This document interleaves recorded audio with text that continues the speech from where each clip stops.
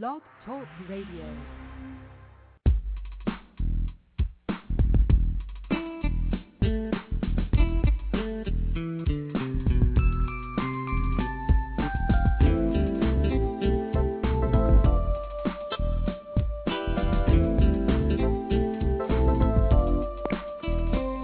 Hi, everyone, and welcome to Franchise Interviews, where we're asking the franchipreneur who owns one.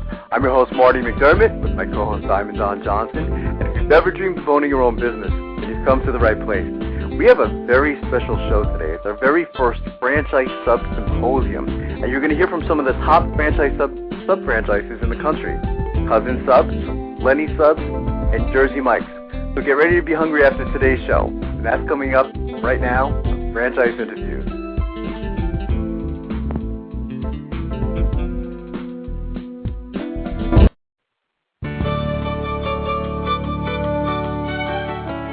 Are you one of those special people who are willing to go after your dreams and goals?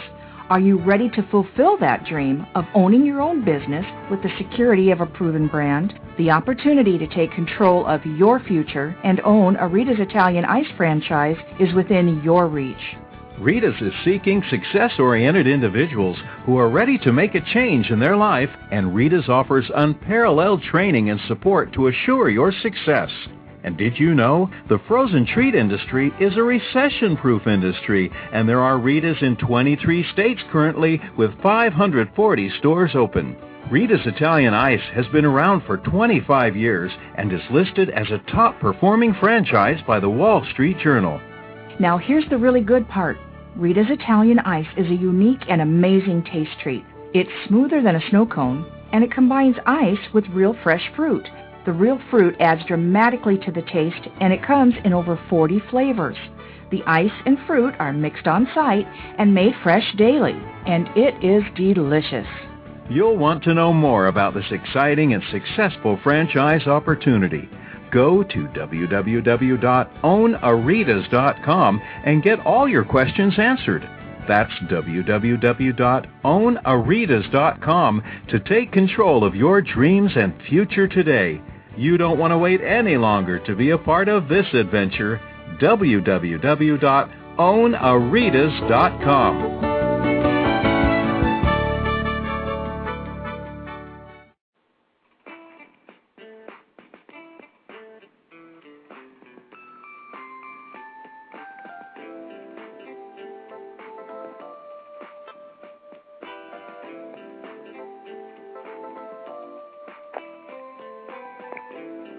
Hi, everyone. Happy holidays, and welcome back to Franchise Interviews, where we're asking the franchipreneur who owns one.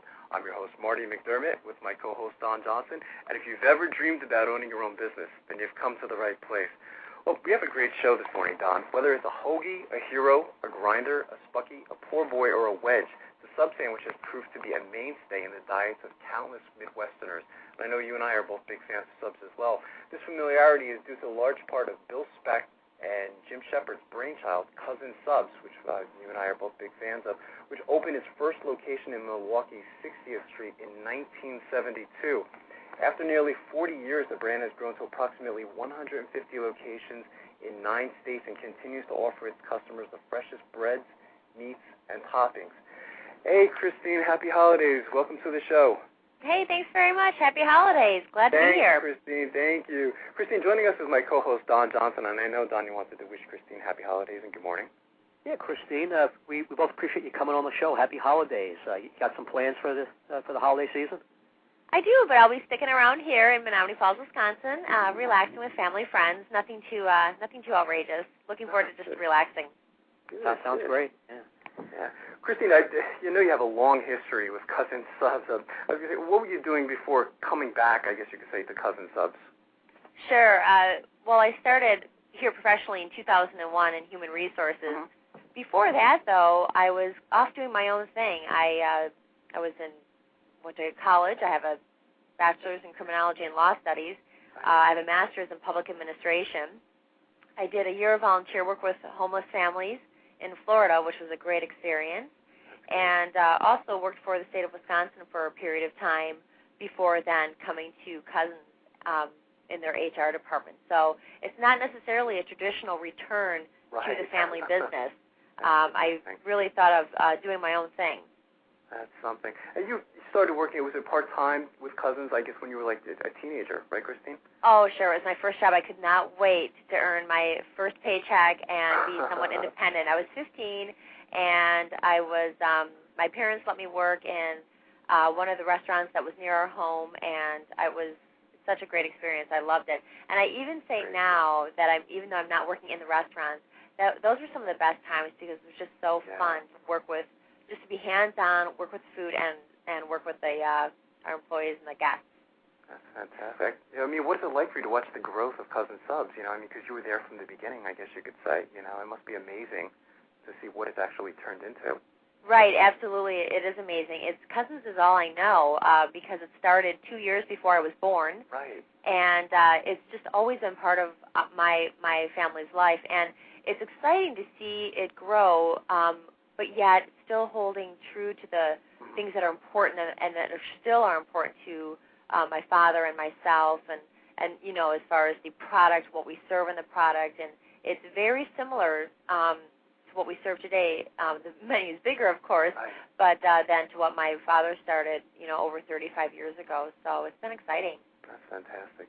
And with that much time in business, like any company is going to go through some rough times, rough patches. I'm sure you've seen all of that, which is even more special now that there's some, you have that success, and now when a new franchisee comes in, they won't have to go through all that. Something Marty and I talk about on the show a lot. A big part of investing in a franchise. You guys probably went through everything that can happen in the food business, and now that new franchisee will benefit from, I guess those tough times, right, Christine?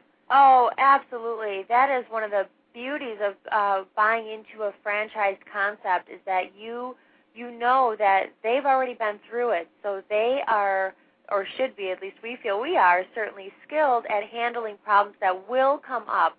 Certainly as a franchisee, owning your own business is going to be problems or challenges, but you're not alone, and that is one of the greatest things about being able to franchise is that you have a support system.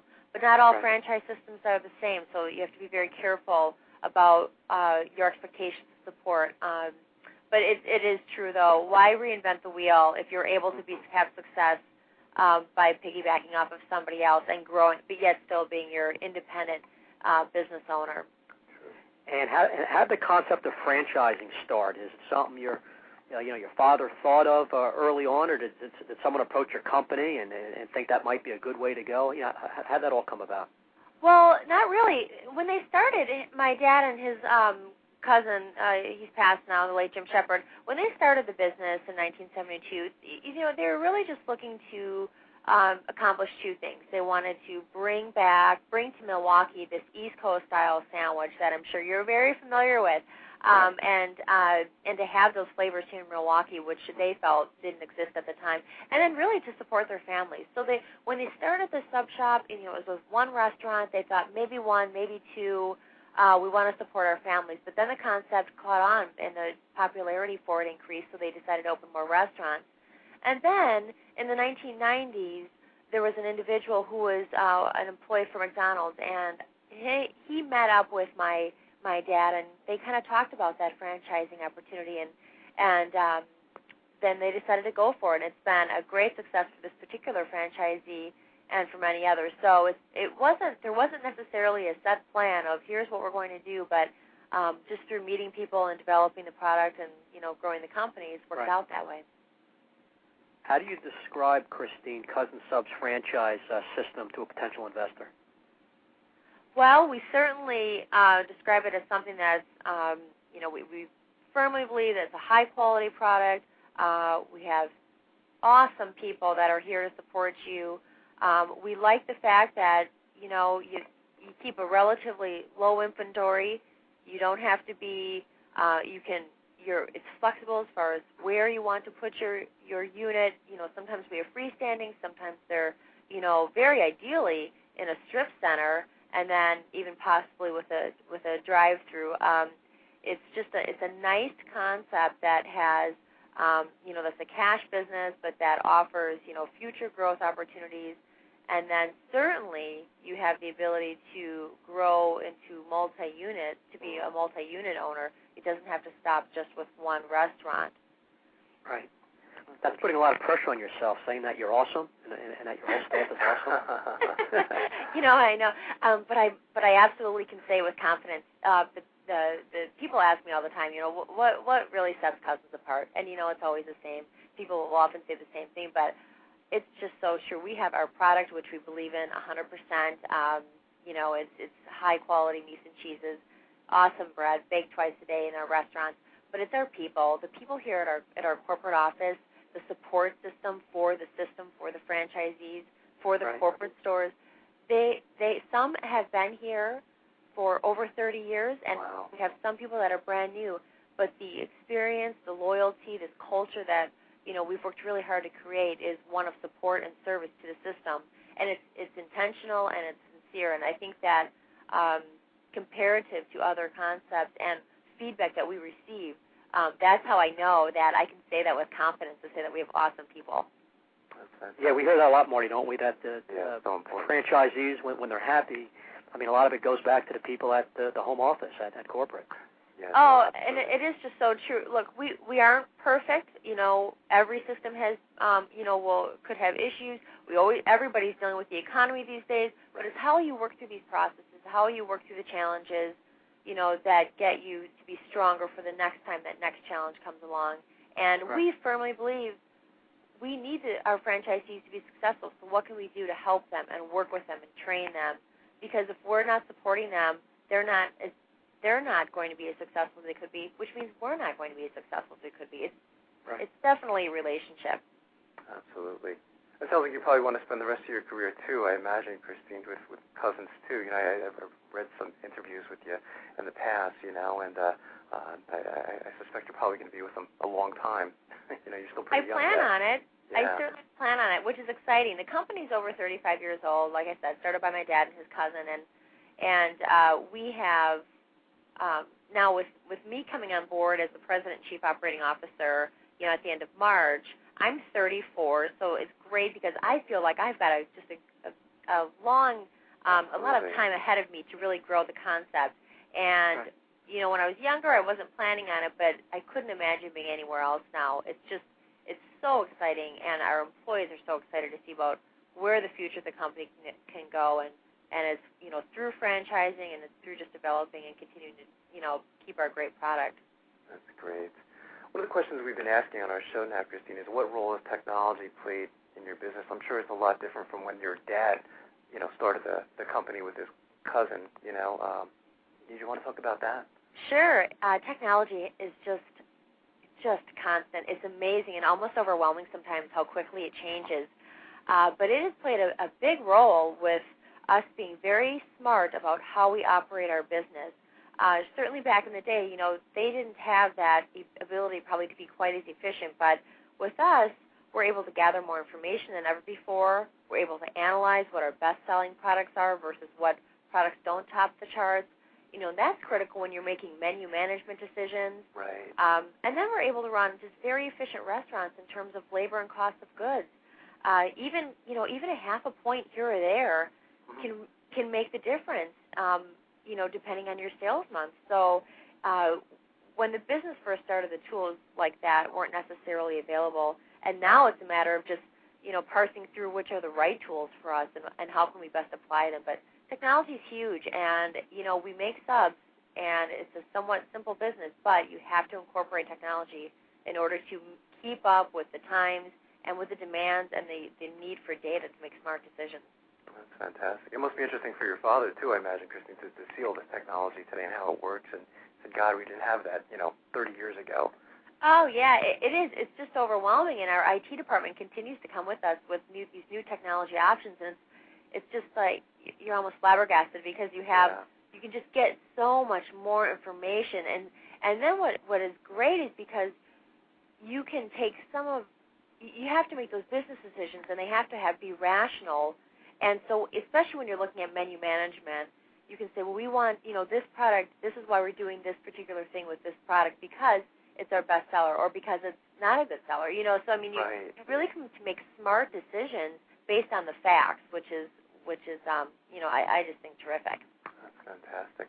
This is a pretty big industry, isn't it, Christine? Are there any numbers as far as like how big your industry actually is? Oh yeah, the NRA, the National Restaurant Association, provides a lot of details. It is a huge industry, and I love it.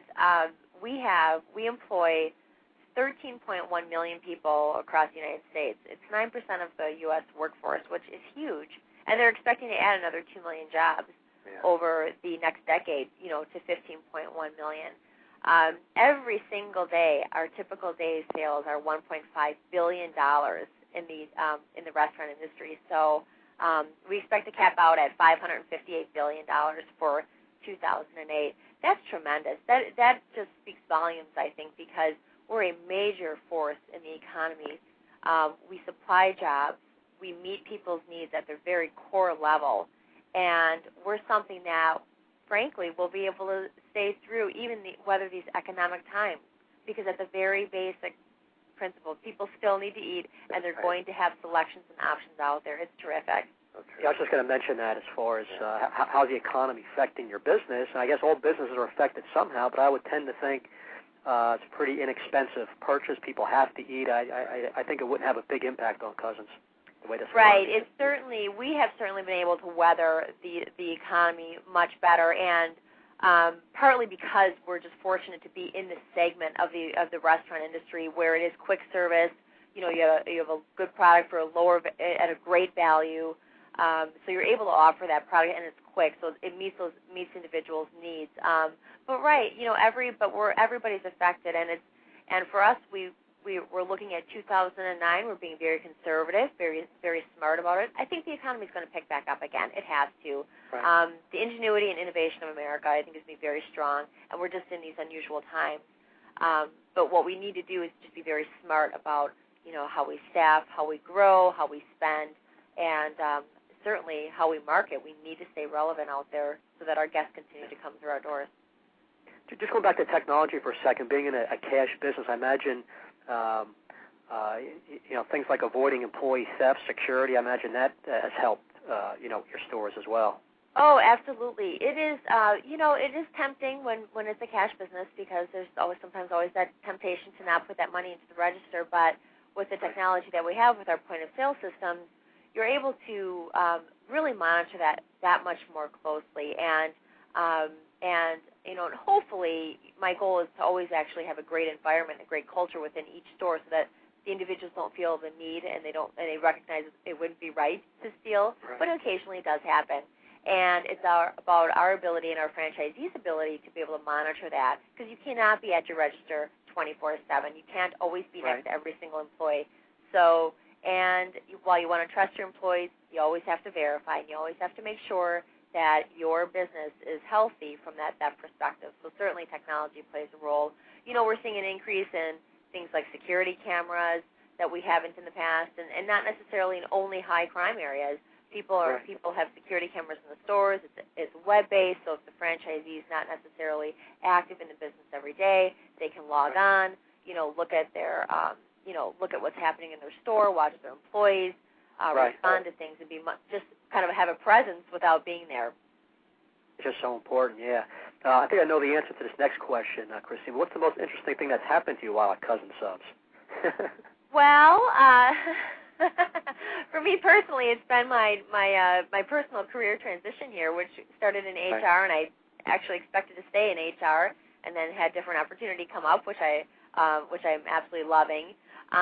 But globally, looking at Cousins as a whole is really what I was talking about before with our franchisee, our first franchisee, and watching him grow in the system. He now has 6 units, but that's not even the interesting part. What I find to be interesting is that he developed 3 of his own individuals to then be franchisees in our system.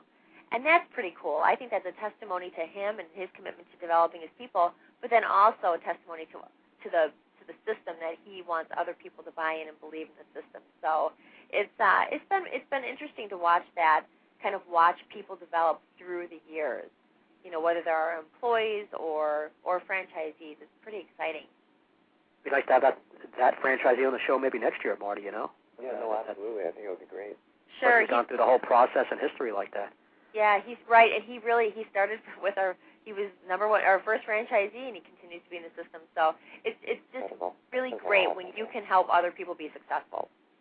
What types of characteristics? I'm sure that franchisee you're just talking about has them, but what do you look for in a franchisee? What are the top characteristics you feel? Sure. The characteristics, right off the top of my head, I would say they have to have a sense of urgency and a willingness to work very hard. In my opinion, there's no such thing as a quick and easy buck. And this business is a hard business, but it can be a wonderful business. But the individual has to be the right fit. They have to love food, and they have to love serving people. If they are truly going to be owner-operators, they're in their restaurants. They have to think about and place themselves, okay, can I be in a restaurant? Do I want to be on my feet all day? Do I want to work with our younger generation all the way up to maybe retirees? Do I want to work around people? Do I want to serve people? Those are things that that is very important for me as we move forward, that we think about and we ask those questions, because it's not for everybody. It's a great business, but it's not for everybody. And certainly they have to have the financial stability. That's a given, but it's so much more than the money. That's why I like to talk about kind of those intangibles before we even talk about the money. Interesting. And I like what you did with Discovery Day, too, Christine. I think with the typical Discovery Day, a lot of prospective franchisees, they watch presentation after presentation, and you guys don't do that. Did you want to talk a little bit about that? Sure. We try to break our Discovery Days up and keep them interesting, because it's a lot of information that are given to people, but we feel it's in their best interest because we truly want them to discover cousins. So what we do is we certainly have our different departments present what they do and how they can support the franchisees as they go through the process. But then we also take them on a real estate tour and show them different restaurants, and give them a different perspective of, okay, all right, you're thinking of a freestanding, here's one, here's a strip center, here's one with a drive-through, because we do have the flexibility to have to be in different locations. There's not just one set footprint. So by taking them out and letting them actually see the operation, see the building, meet franchisees, that really enables them to get a better picture of what Cousin Subs is all about. Right. Not only just hearing it from our corporate individuals here through a presentation. And then we serve them lunch. We have a test kitchen here in our corporate office. So we'll have our training people serve up sandwiches, so they're fresh made. They see exactly what they're going to be serving in the restaurants, and they get a real hands-on feel for that. That's fantastic. And what's the training like for the new franchisees, Christine? The training for our new Cousins franchisees is very comprehensive and totally hands-on. We have they will experience classroom training and then in-store training, and then after when they're complete with both of those segments, they take an assessment, and they need to pass that assessment and be certified to operate a restaurant before they're able to be franchisees. And it's very important to us because we need them. Yes, they're business owners, but we need them to be the right representation with the right execution for the brand, because they are now ambassadors of our brand, and they're executing our brand. So they're supported throughout the entire process. We have a terrific training department, and there's constant follow-up, and it's just the critical part. And it's always interesting to me when we occasionally will have somebody come in and not necessarily place such importance on that training aspect, but boy, are they happy when they go through the process, because after they open their doors, they need to be ready to go. And then, of course, we do offer ongoing training and support even after the doors are open. That's great. It's so important. And what are your plans for the Cousin Subs plans for the future, Christine? I mean, how big or how much would you guys like to grow over the next several years? Right. Over the next several years, we'd like to add, I'd like to have 70 more units in operation by the end of 2010.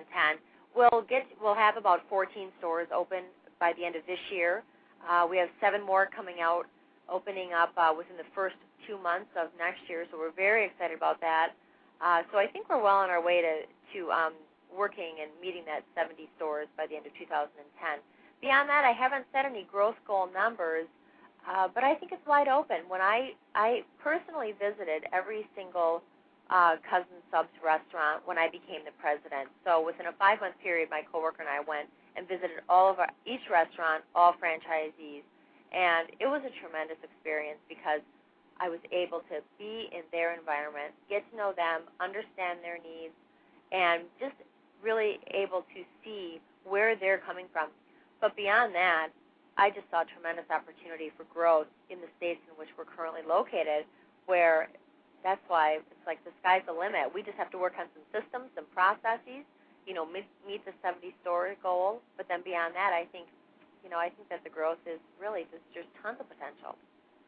Sounds like you're the right person for the job there, Christine. Well, I hope so. My father still comes into work on a regular basis. We have a great relationship, and he is my boss, so I am accountable just like anybody else here. But it's great. Family business. Yeah, that's great. Christine, what's the best way for our listeners to get more information on becoming a Cousin Sub franchisee?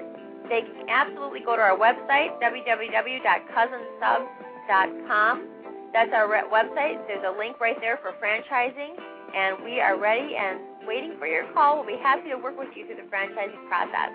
That's fantastic. Thank you so much, Christine. I want to wish you a happy holiday, and I know, Don, you wish Christine a happy holiday. Yeah, happy holidays, Christine. Thanks, Marty. Thanks, Don. Appreciate it. Take care, Christine. Thanks very much. Take care. Bye-bye. Great show, huh, Don? Yeah, wow. I mean, just a good show, good family business history, a lot of room for growth.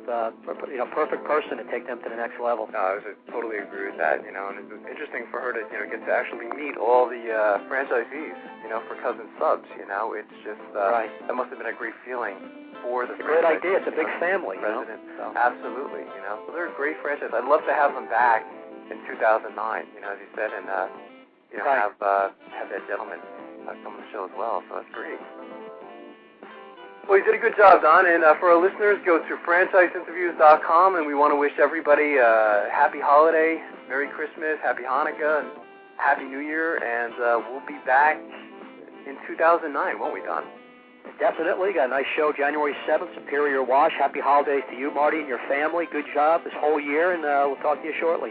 You got it, Don. Take care. Bye-bye.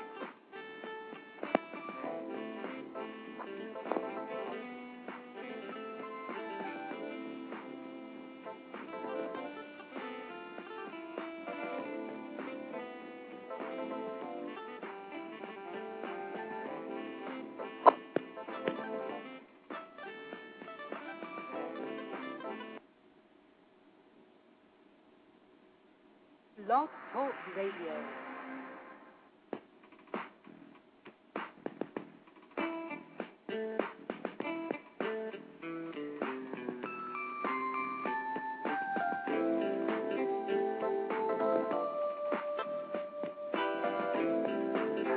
Hi, everyone. This is Marty McDermott of Franchise Interviews, and welcome to a special Saturday edition of our show. You might get a little hungry after today's show. You're going to hear our interview with Len Moore, who's the founder of Lenny Sub Shop. Stick around because we got a great show.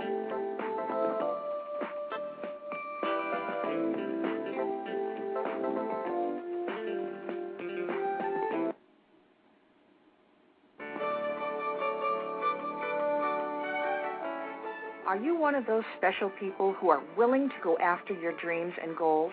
Are you ready to fulfill that dream of owning your own business with the security of a proven brand? The opportunity to take control of your future and own a Rita's Italian Ice franchise is within your reach. Rita's is seeking success-oriented individuals who are ready to make a change in their life, and Rita's offers unparalleled training and support to assure your success.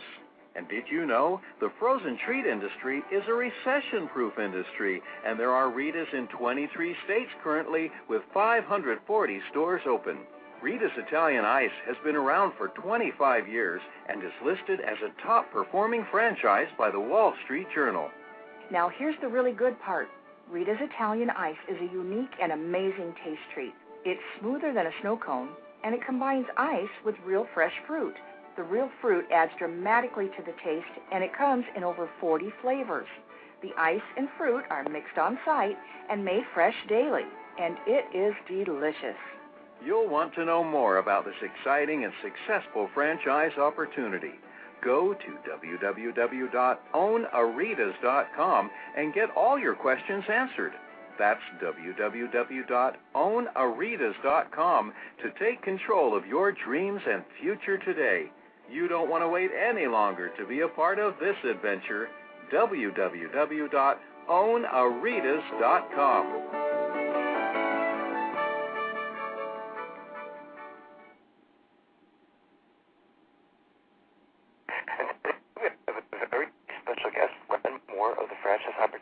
Lenny Sub Shop, and since the beginning, Lenny's motto has been more food, more taste, more personality. Hey, Len, good morning. Welcome to the show. Hey, great to be here, Marty. Thanks for having me. Thanks, Len. Len, joining us is my co-host, Don Johnson, who's good morning. I think you know. Yeah, Len, we appreciate you coming on the show. Thanks a lot. You must be a pretty busy guy. Lenny's has over 300 locations, right? Yeah. Well, right now we have about 160 locations open and probably over 600 franchises done. Right. Yeah, So that's a tremendous we amount. are growing, yes. And I see, Marty and I wanted to mention you've had some roots in New Jersey, of course, where Marty and I are from. So you see down the Jersey Shore where you started things off, huh? Yeah, well, I got to tell you the truth.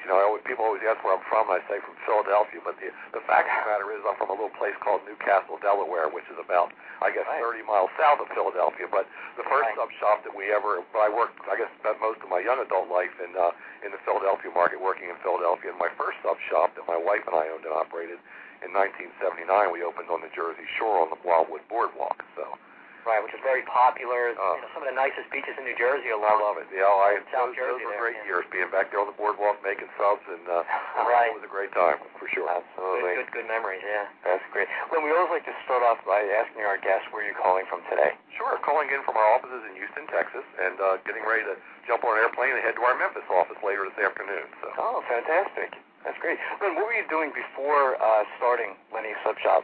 Well, do you want to start from when I was born, or do you want to, or do you want to kind of take? I guess that'd be a long history, right? Yeah, I guess I've always been in the food service business, and I started out the day that I turned 16 years old, getting a job as a busboy and working my way up through training manager, regional training director for a steakhouse company in the late, in the early 70s, and then I met Truett Cathy with Chick-fil-A and became one of the first Chick-fil-A owner-operators. I think it was actually Chick-fil-A number 18, but what a tremendous concept and what a great job those guys have done. And I learned a lot, spent some years there with Chick-fil-A, and then moved on to quite a few restaurant companies, every role from director of marketing, regional director, operations director, and training directors, and then eventually working for some private groups, running restaurant companies and small startups and things like that. So, but always been in the restaurant business. Right. So by the time you started your own business, you were just chock full of experience. I certainly had. The one thing in the food industry, a lot of people, it's one of those positions where companies, I guess, you move around a little bit. One year you're here, and the next year you're taking your knowledge and what you've learned to another company. But I have certainly seen our segment of the industry. I am both in full service and fast casual, so I've been around it. Yep.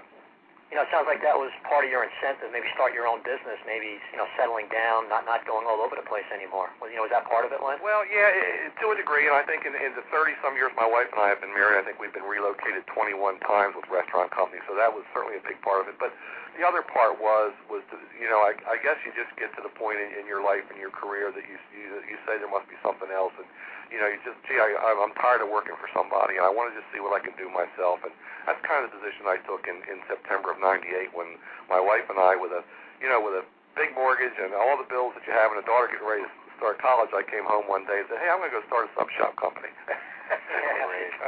She kind of shook her head and said, "Are you crazy?" And then when she realized I wasn't, she got behind me, and the rest is kind of history at this point. That's fantastic. It sounds like what you did was you duplicated what you saw as a child on the streets of Philadelphia, Len. Exactly right. And traveling around the country, the one thing that we always missed was whenever we'd be in places, and we were settling at the time in Memphis, Tennessee, but we missed that good old Philly cheesesteak, authentic Philly. It's out of this world, absolutely. And it was just, we just missed it. And when we were sitting there, my daughter had actually been accepted to college at the University of Texas, and we were adding the bills up, and we said, well, gee, we have a great, career, and I make good money, but it just wasn't quite enough to cover that out-of-state tuition. And I said, well, why don't we just go ahead and do a sub shop? And that's what Lenny started out to be, was a one mom and pop shop. And that's how we opened it, and that's how we originally operated it. And then, we never realized in our wildest imagination just how successful it would be, and kind of led us to where we are here today. That's fantastic. Yeah, Len, one of my lenders is in Houston, and they're a big fan of Lenny's. Oh, great. Yeah. Well, we're developing the Houston market out now. That's where I'm living now, and my partners and I are doing 90 stores here in Houston. We've opened 18 here in the past year, just about a year. We've opened 18 stores, and we'll have 31 stores open here by February. And we have just been received extremely well in the Houston market, and we're just in fact, we had an opening earlier this week, and we've got one the first of next week again. So we're staying busy right through the holidays this year with new store openings. Yeah, it shows the confidence you have in the product, opening up that many stores within a city or city limits area. Well, it is, and Houston's just with 5 million people, I guess, almost 5 million people, and we've got a 5-county market. It'll easily hold 90 stores, and we see some of our competing brands with 300 plus locations in this market. So we know that the market will certainly hold 90 stores. So wow, that's fantastic. So tell us the history a little bit about Lenny's. Well, okay. Let me see. We opened our first sub shop in September of 1998. My wife Sheila and I did that one. It was in a place called Bartlett, Tennessee, which is a suburbs of Memphis. And we opened it on a shoestring budget with just a little bit of savings. And again, we opened it as a mom and pop shop. And we opened up, and I guess I can tell you some little things. But when we talk about sales, we opened up very, very slow. The first couple of days were just extremely slow, and we decided we would go out and start knocking on doors and inviting people in. And by the end of the first month, we were setting sales records beyond our wildest imaginations. And into the second, third, fourth, fifth month, we were seeing 20 and 30% increases in sales volumes from what we started. By the end of 3 months, we were already looking for a second location. And if you remember, I started our conversation by saying that this was going to be a mom-and-pop concept with one store. Right. And all of a sudden, 3 months later, we're doing a second store. We got an SBA loan to do 3 more stores after that. And by the end of the first full year in business, we were up to 5 restaurants in the Memphis market. Wow, incredible. So what was the secret? The bottom line, like any good restaurant, just quality food and service, probably the 2 big things that why it became so popular. Yeah, it really is, and I think we try to keep things simple, and this is a concept that is very, very simple. I mean, you do not need to be a licensed, degreed chef to understand the Lenny Sub Shop concept, but it's basically, I guess, if we have a mission statement, it's 3 things. It's great food served in a clean restaurant with excellent caring service every time. And I always refer to that as like being a test. If you went in and you took a test in school and it was 3 questions, how much is each question worth? Well, it's worth 33 and a third point. So if you're hitting on, if you get 2 questions right, you still get only a 66%. You fail. So it's an equal balance of just doing 3 things very, very well. First and foremost, you've got to have great food. I mean, your food has got to be excellent, and we believe we've got a product that's second to none. Number 2, you've got to have a clean restaurant. You've got to keep your place neat. You've got to keep it clean. And we have the systems in place, and we have the decor package and all that is very simple, very easy to maintain, and very easy to keep clean, and the guests really appreciate that. And then lastly is the part that we all so often in many businesses forget, and that's the service factor. It's a shame, but in today's world, it seems like we've forgotten about service. We've forgotten things like please and thank you and hello and goodbye, and that's one of the things that I learned in my early days with Chick-fil-A and repeating today, of course, with our Lenny's concept, and just being nice to people and treat people like you would like to be treated. So those are the 3 things that we look for. We try to keep the concept very, very simple, but if you can do those things, and the systems that we have in place for the food quality are very, very simple, and we can pretty much keep our food quality right on top. And the cleanliness is certainly a work on, but it's the people skills, and it's just great service that makes our business work. So then, Len, what's going through your head? You're not open that long. All of a sudden, you have several locations. It's a hit. It's popular. You're starting to do well.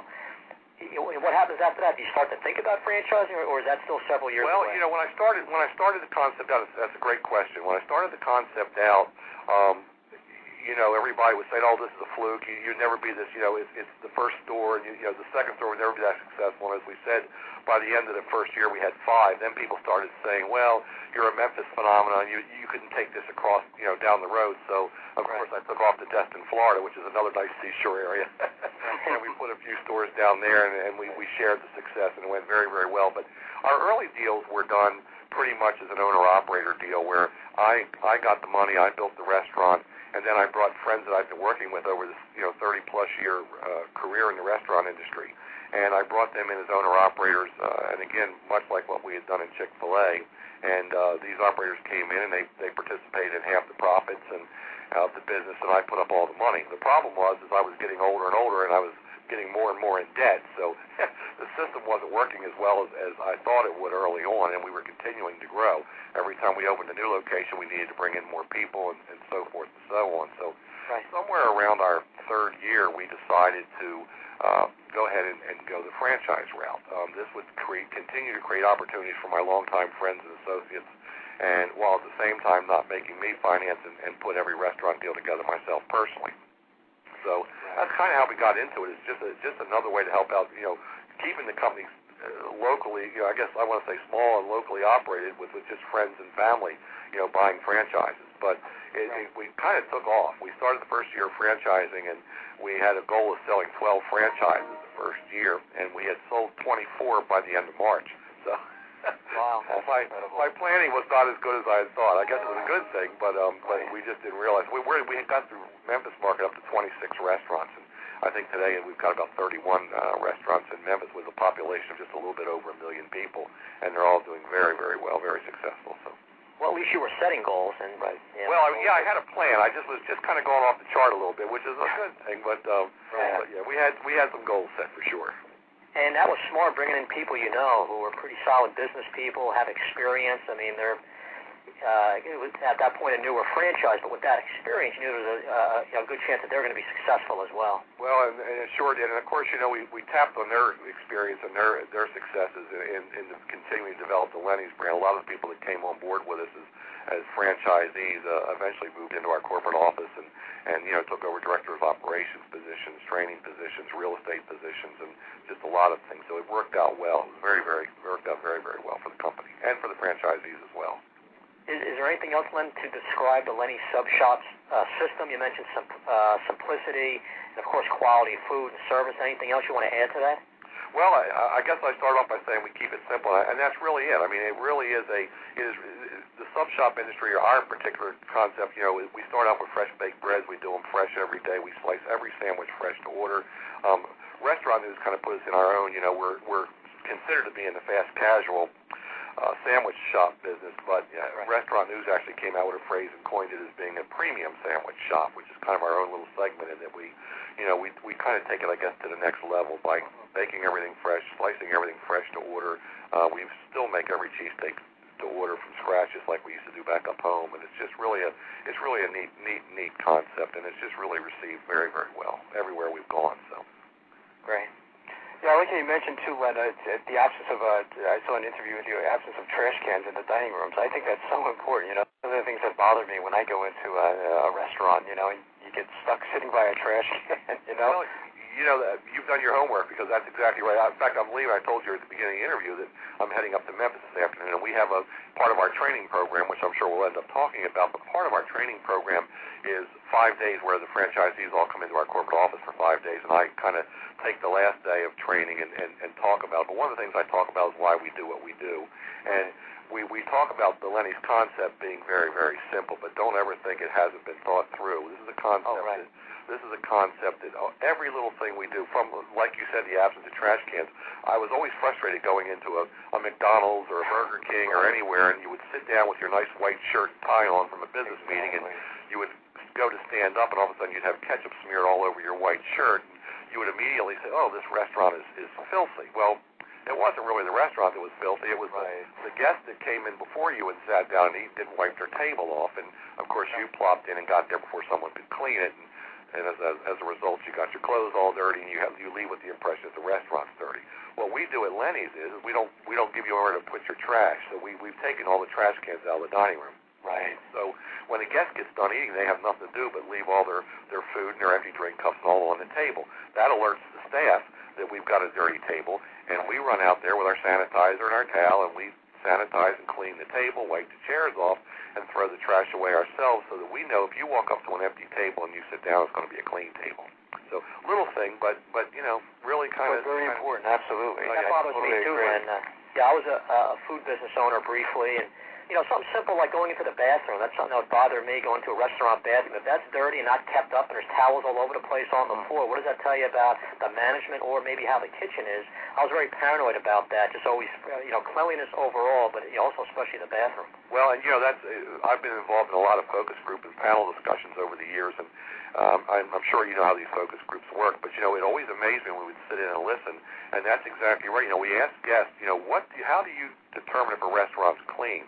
We were looking for things like, well, the way the employees are dressed and so, but the number one, every time a person would say is we judge the overall appearance of the restaurant by how clean the restrooms are.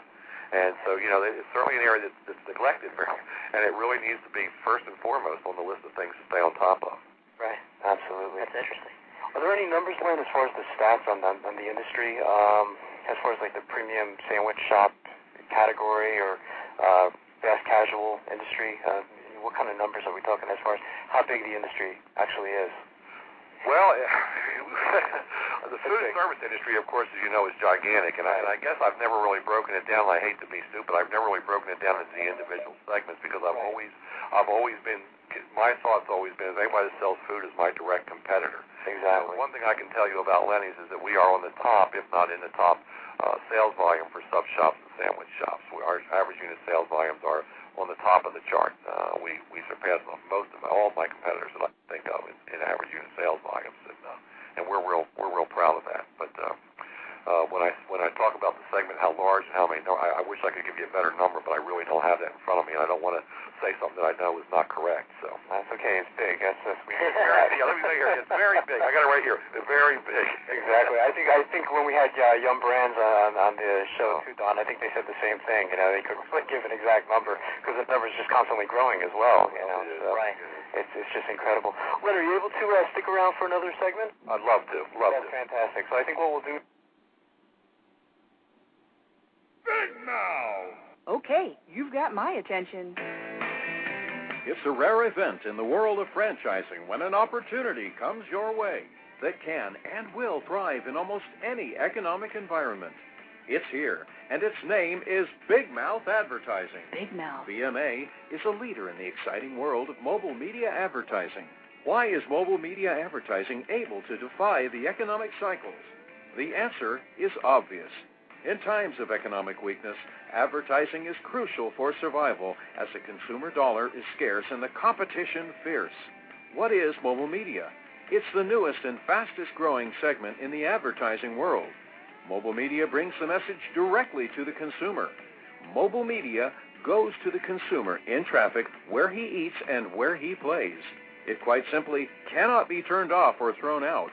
And when you join the Big Mouth team as a franchisee, you are joining the best. The Big Mouth advantage is simple and successful. We invest in a strong infrastructure and in great people.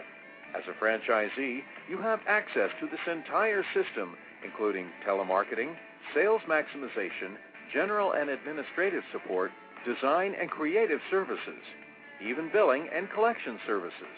All you need is a mobile media vehicle, a driver, and the willingness to create a financially sound and limitless business for yourself.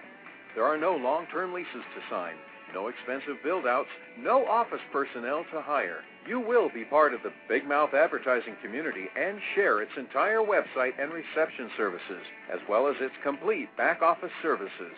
This virtual office guarantees you the freedom to close those sales that will make you a success. We are so proud of our successes that we have voluntarily disclosed our revenue statements. Now, how many other franchises are doing that? Even in these historically rough financial times, Big Mouth advertising has become a dominant force in the mobile media industry. Join the Big Mouth team and take the first step toward financial freedom. Please call Ron at 888-98-GO-BIG. That's 888-98-GO-BIG. Big Mouth!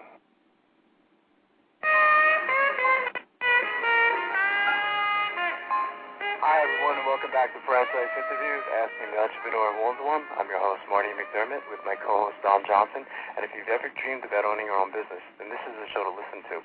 And today we have a very special guest, Len Moore of the Franchise Opportunity, Lenny Sub. And Don, I think you're up. Yeah, Len, what types of characteristics make a successful Lenny Sub Shop franchisee? I'm sure there's certain things you look for whenever you bring on someone new. Well, as we've been talking in the first segment this morning, is that our concept does not require, I guess it's one of those things, you don't have to be a rocket scientist to learn how to make a great sub.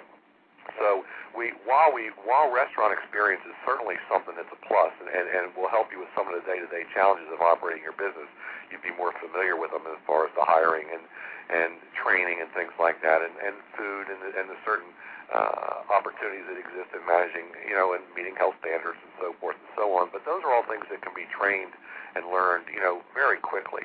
What we look for really is just we look very hard at the individual, and you need to look hard at yourself. Are you someone that enjoys being out in the public, interacting with people every day? Do you have the people skills to not only get along with your guests, but get along with your vendors and get along with your employees? We look real hard at that, the personality. And the second thing is your own personal commitment. Are you committed to the brand and the products? You have to love what you do, and you have to have a passion for what you do. And if you enter into our business or anybody's business without really being committed to what you're doing, if you don't like the cars, you don't have a driver's license, you probably don't want to be a car dealer. And it's the same thing in our business. You just really have to enjoy it. You have to love it. You have to have a passion for it to be successful. Right. So those are the two things I guess we really look for: is number one, the commitment to the brand, and number two, the personality and the ability to interact with people. You always make sure, Len, that in a situation where someone's married, that both spouses are on the same side. A lot of times, sometimes both spouses aren't in agreement, and that create a problem. You ever come up against that? Oh, great question. Yeah, you've got to be 100% committed, and and the family has to be committed, and absolutely everyone. And when we interview, we always love to see, that when we interview our franchisees, we always love to see the family come in. My whole family works in Lenny's sub shops. I never encouraged it to be that way, but my wife works in our office, and if you ever seen any of our photos or press releases, she's in almost every opening with me, working at what we call the dressing station and dressing the subs after we slice them. And my daughter does our marketing work for us, and my son runs one of my stores down in Tampa, Florida, and actually Sarasota, Florida. And my son-in-law is running one of our stores here in Houston with us. So it's a family business, and your whole family has got to be behind you. They've got to support you. If not, it's going to develop into problems down the road. And it's really good to get that commitment on the front end. But great point.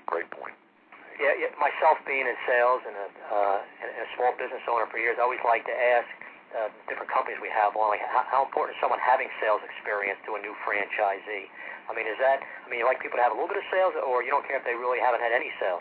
Well, I think, when you say sales, I think it just defines a little bit more about the person that you're talking to. And right. Correct me if I'm wrong, Don, but when you're in a sales position, you've got to have that, what we talked about earlier, you've got to have that personality. You've got to have that ability to read the many different kinds of people you come in contact with every day, and what buttons do I push to make this person happy? And that's something that you have to learn how to do in our business, because we are in sales. It's great, though. The nice thing, you're not trying to sell a dress or trying to sell a car. When somebody walks through the doors of a Lenny sub shop, they've already decided they're going to spend money. So, it's a very simple sale, but the traits and the skills that you learn in being a salesperson, as far as interacting with the public, is certainly an asset. You're almost creating like a little mini friendship. Oh, absolutely. People are going to be back, unlike a car where you never might see the people again. Well, that's interesting. When you talk about cars, I got to tell you the quick story of the franchisee that we have. We have a franchisee that for years was in the automotive parts business, and I went to visit with him after several months of owning his franchise, and I said, well, how's things going? He said, man, this is great. He said, the people are just so nice. He said, I was in a business where I dealt with automobile parts, and I never thought much about it. He said, but every time somebody walked through my doors, they were just miserable. They only came in when their car was broken down. That's so true. And yet, they come into Lenny's with a smile on their face, and they're looking forward to spending money. Right. So I guess it just depends on what side of the counter you're on with them. Absolutely. That's a good point. So how's your training like for franchisees? I imagine you have a very solid training program. We really do, and training just never stops. With 35 years in this business, I'm still learning every day. But we offer a 5-week training program right now, is what we're scheduled to do, and it can go as long as 8 weeks, depending on your background and your experience. But it is a detailed. You start with learning all the stations. You start your first couple of days just observing the restaurant, and then we teach you a week through each one of the stations to learn the stations, and it all comes to an end the last week where you come to our Memphis office, and all the franchisees do that, as well as their managers, and we train them as well, and spend a week with us, and we talk about marketing and all the other parts, the administrative and the paperwork and the day-to-day things you do as a franchisee, and it's a fun week. It's a fun week for sure. And but to answer the question, it goes 5 to 8 weeks, and then of course that gives you a license to go out there and run your Lenny sub shop, but you're learning for years after that, and you know that in business, you never stop learning. So. Right. What time period between the open and the grand opening? I guess there's a few week time period in there. Great question. You know, a lot of franchise companies. I'm certainly not here throwing stones at them because there's some great companies out there. But you know, we'll send you a person. We'll stop out sometime the first month to visit you and see how things are going after you're trained at the corporate office. We actually put up to 3 people in your restaurant for 2 full weeks. And we really believe in the need for a good opening, and you know, so many restaurants open and they're so busy when they open, and I'm sure you've been to those openings, guys. Right. You get to a new restaurant opening and it's just packed, and nobody knows what they're doing. They're not well trained, and all of a sudden, what should be a great experience turns out to be a less than great experience, and the restaurant 3 weeks later is having a very slow business. We really put a lot of importance in those first couple weeks, and we send our people out there, up to 3 people. Again, an operator and 2 trainers will go out to the openings and stay up there for up to 2 weeks, and just stay with the franchisee, doing everything from opening up with them every day to closing down at night, and helping with the training and the ongoing support in the opening. So it looks like you're doing everything to get 100% satisfaction from everybody coming to that grand opening, because you're right. I mean, that can be crucial. You don't want to lose customers right away. Well, we're real committed to it. We're real committed to the brand. We're real committed to our training programs, and we have some really neat stuff. I don't know if you've been to our Lenny Sub Shop webpage, but I'll take a second to tag that and say Lennys.com, LENNYS.com, and of course it's set up for for people to come and look at our menu, look at our company, but our franchisees can log in and do everything from ordering supplies and materials. We have our new Learn program, which they can actually go online and watch videos on how to make a cheesesteak and how to do all these things. So we've got a great training program in place, and the people that run our training department are just do nothing short of an incredible job with it. Really do. If you catch a new franchisee with a garbage can in the dining room, do you cut up their franchise agreement? I don't want to tell you what we do. It's not pretty. There you go. We don't know. We treat people like we like to be treated. And listen, there's always going to be hiccups, and there's always going to be somebody trying to do something. Oh, well, we put a trash can in and do that, and we just very simply we do field inspections and we do visits on a regular basis. And if we see something that's, I guess we'll say, out of compliance with what we do or what we believe we should be doing, then we have to be consistent. We have to enforce our standards, and we'll ask them to make the change. And then I've never had a situation yet where a franchisee hasn't been willing to listen and do what they know is really right. So right, that's what a franchise is all about. You want to make sure that sandwich will be the same in Houston or in Florida. Well, that's it, and we have to protect the brand at all costs. You really do, and but as far as going in and threatening people, now we're not into that. We really don't. We have a pretty good relationship with all of our franchisees, and it's generally as simple as a telephone call and, hey, I noticed this, and they're usually as surprised to hear about it as we are. So it always gets fixed very quickly. Yeah. What's a typical day like, for a Lenny Shop franchisee? Well, our concept, you have to understand our concept. It's really pretty neat. When I started the Lenny's concept, and I don't want to drag this on too long, but I made a list of all the things I liked about the restaurant business, which really didn't take too long. And I took all the things I didn't like. And one thing that we structured when we set up Lenny's is we set up a program in a company that is driven by daytime sales. And up to 70% of our volume is daytime. So, which is kind of exciting because growing up in the food service business, and if you guys ever worked in a restaurant, I'm sure I've never met anybody that hasn't, but it's typically driven at nighttime and nights and weekends, and that's good family time. And then I turn around and I look back, and I guess one of my biggest regrets is I missed my time growing up with the family. But our typical Lenny franchisee operators will come in the morning around 8 o'clock and start baking their bread and get all that done by about 8:30, 9 o'clock, and then they'll deal with their admin stuff for the day, whatever they have to do, telephone calls, follow-ups, orders, things like that. And then around 10 o'clock, they start getting ready to open the doors of their shop, and they'll, of course, work through the lunch rush. We run typically about a 5 to 7 man staff for lunch, and they'll be one of the key people in that at lunchtime, and they'll get to be out visiting with guests and talking and doing all those fun things and make sure the food looks great and just taking care of all the day-to-day operations stuff. And they'll probably go to the bank after lunch and sit down and have a little bite to eat, visit with a few employees, and around about 4 o'clock, 5 o'clock, they'll be calling it a day and heading on home with about 70% of their volume already in the cash register for the day. So and then typically we'll use a shift leader, or maybe if the store is busy enough, a second manager that'll come in and do the night shift and run the restaurant till closing each night. But it's a selling point for a new franchisee, Len, to have those daytime type hours. Well, it is, and and one thing too about our concept is that we don't have fryers and all the things that typically make a kitchen a messy, dirty place to work. So our restaurants are very, very neat and clean, not just out front where our guests are, but in the back as well. And you can go in and work an 8, 10, 12-hour day in a Lenny sub shop and walk out of there still feeling fresh and happy to jump in the car and go out and meet your significant other and have dinner and have a nice evening out. It's most restaurants I worked in over the years, when I went home at the end of the day, I was too dirty and too greasy to do much of anything. But Lenny's is really a simple, neat little. It's just, I guess you can tell I love the concept, and it's just, it's neat. It's really neat. Is there an ideal location, Len, for the franchisees? I'm sorry, I didn't hear your question. I'm sorry. The location. Is there an ideal location for a Lenny's? Oh, yeah. Well, we run a lot of demographics, and again, if you visit the Lennys.com website, we actually list a lot of our real estate criteria for people that are looking to find the site, as well as typical realtors that want to give us a call. But we look for high visibility streets. We look for traffic counts of at least 20,000 cars plus per day. Because we're strongly driven during the daytime component, we look for at least 500 to 700 businesses within a 1-mile radius of the restaurant, and we'd like to see it jump to about 1,100 businesses within 2 miles. And but we have some demographics. We like end caps.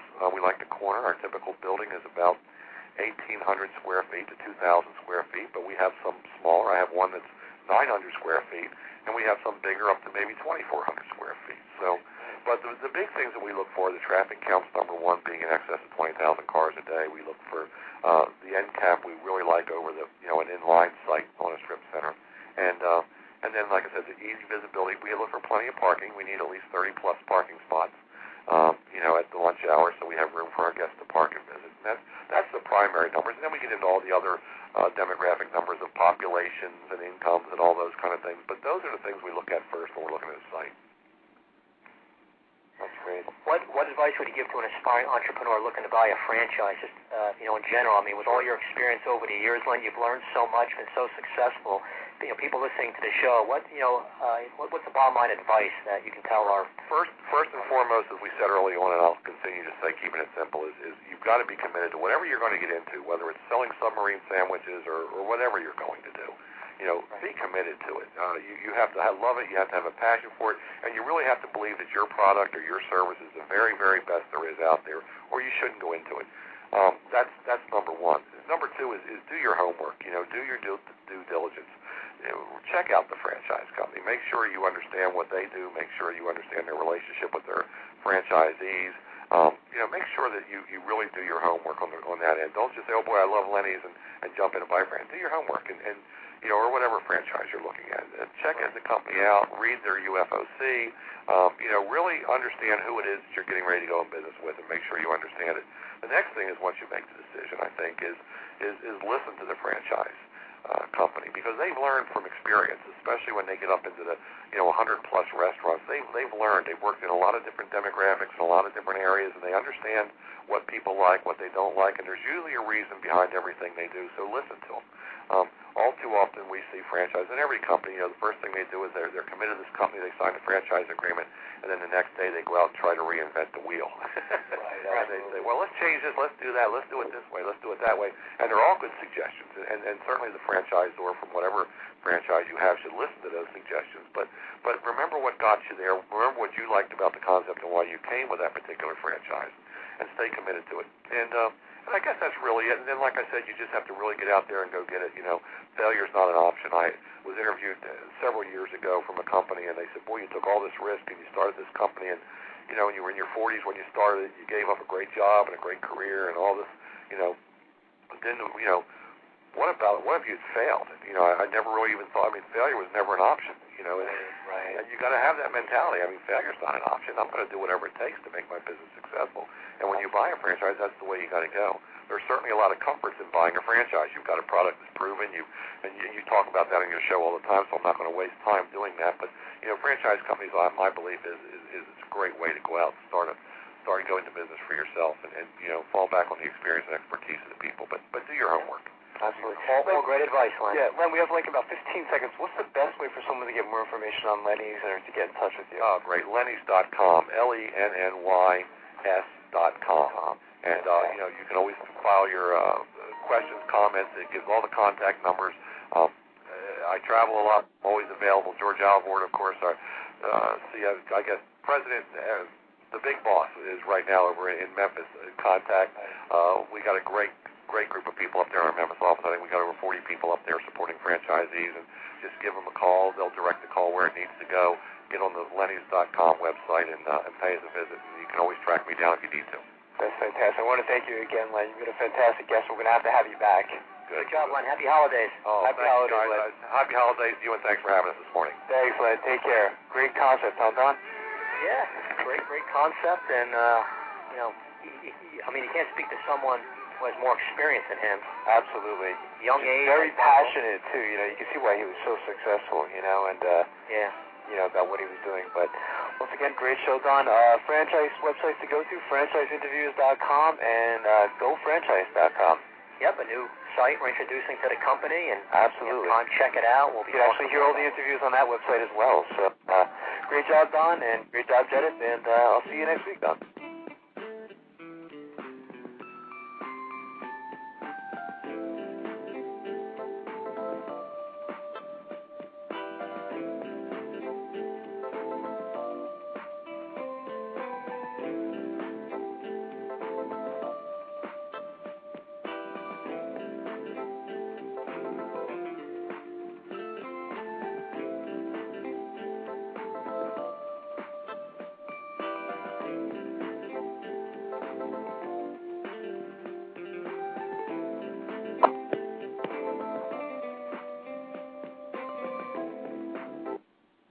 Blog Talk Radio.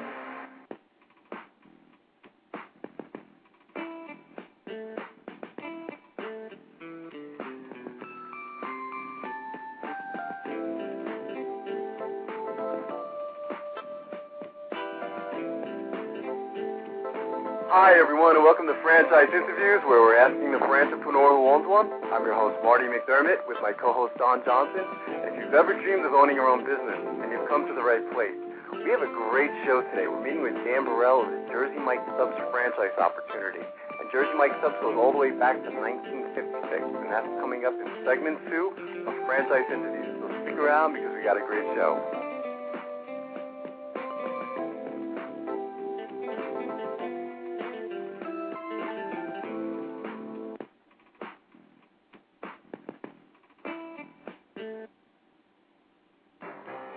Franchise Interviews. For over 2 years now, Franchise Interviews has been giving you an up-close, behind-the-scenes look at franchising and entrepreneurship. Through our website, franchiseinterviews.com, where you can hear and read interviews as well as get tips from some of the most successful sources in franchising. And our weekly franchise radio show, where each week you get to hear a new interview with franchisors, franchisees, franchise authors, experts, and attorneys. And our free franchise newsletter, which is a must-read for anyone looking to buy a franchise. And don't forget to listen to our podcast, Great Quotes in Franchising. For more information, go to franchiseinterviews.com or call us at 610-905-2919. That's 610-905-2919.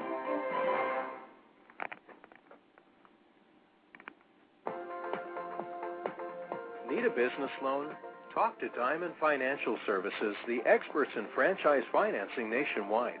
Whether you're looking to start a franchise, acquire an existing franchise, or expand your territory through opening new locations, Diamond Financial stands by your side start to finish. From pre-qualification to packaging and presenting your application to securing a financial commitment and through the loan closing process, Diamond Financial is there. While you're waiting, thousands of others are making their financial dreams come true. Don't wait any longer. Pre-qualify now by completing a confidential, no-obligation financial analysis. Let's face it, traditional banks just aren't in the business of financing small business. At Diamond Financial, we specialize in securing franchise loans from $100,000 to $3 million and equipment leasing up to $150,000. Let us help you get started. Go to www.franchisefunding.net or call 877-508-2274.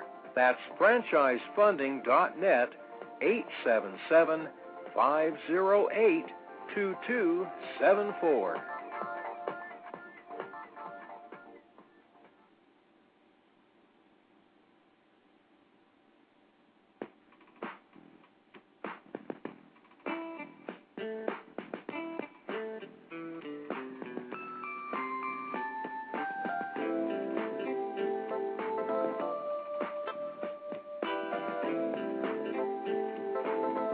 Hi, everyone, and welcome back to Franchise Interviews, where we're asking the entrepreneur who owns one. I'm your host, Marty McDermott, with my co-host, Don Johnson. If you've ever dreamed of owning your own business, you've come to the right place. How you doing today, Don? Welcome back. Same to you, Marty. How are you? I'm doing fine. Good, good. Once again, it feels weird being back. When we take a week off, you feel a little rusty, but right. I'm excited for today's show. Got a good show. Yeah, same here. It's a franchise we're excited about. Someone in, my backyard, not too far from you. That's right. Like. Yeah. Interesting show, right? I mean, again, it sounds like it started in Point Pleasant, which I was excited about. I know Point Pleasant is a special place for you. It has some history for me and my wife as well. Our third date was in Point Pleasant, so... yeah, it was my first, and that's where I first met my wife, and we always take our kids. I take a day off in the summer. We take them there for the day to go on the rides, and it's just a real nice day. So it's nice having the Jersey Shore in general, which is a nice aspect of New Jersey. It is. It's a fantastic place, So our last show, I hope you remember, Don, we met with the, this always happens, Barry Falcon, who was the president and co-founder of the Shelf Genie franchise opportunity. And Shelf Genie custom designs, builds, and installs a remarkable glide-out shelving system in any cabinet of your home. I thought it was a great show. I thought Barry was a fantastic guest. Any thoughts on 2 weeks ago? Yeah, you're right. A good guest. He obviously was very excited about his company and product. He's a former franchisee, and really knew his business. And just interesting, a real niche type franchise. I think it's something that's really going to grow, because who doesn't want to just have a service and product where you can create more storage and be more organized and have an easy to use type of product like this glide out shelving system. I thought it was pretty cool. Yeah, no, I thought it was cool as well. As you said, you're always fighting for more space. I know we're always fighting for more space in the house. As the baby gets bigger. It's and it's one of those things too, Don.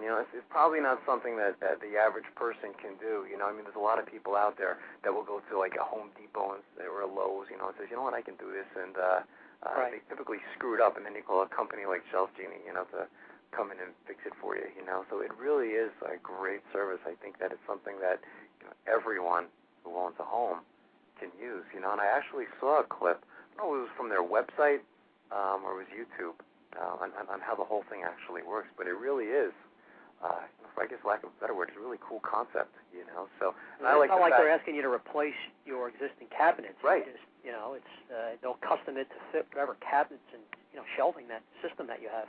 Certainly a nice feature when you're selling your home, isn't it? To kind of open up your cabinets and say, check this out. Yeah. So it is still it's still a very new concept. And I like the fact that Barry, he can relate to the franchisee because he was one. Right. So I always think that's very important. The leadership of a franchise is always very important. So someone who's selling their house, you put this in. Once it's in, you're using it. You might decide not to sell your home. That's true, right? So it's like, I don't want to do this again, But no, it was a great concept. I would like to, follow them and eventually have them back on the show. It's always fun to have a franchise back when they've had significant growth over a year, after being on our show, Right. And so it's just interesting. I wanted to dedicate the show today too, Don, as you know, to our friend Ken Six. Ken was the host of Arbor Talk and suddenly passed away, and he hosted the show with another friend, Peter Felix, and he was just a great, incredible guy. He was a big fan of our show, and I was a big fan of Ken's show. He typically followed us on Thursdays, and Ken had this contagious, infectious laugh. You know, when he laughed, you laughed with him. And I got to be part of a tribute show last week. Right. For Ken. You know, we kind of spoke about all the good times, you know, that we had with him.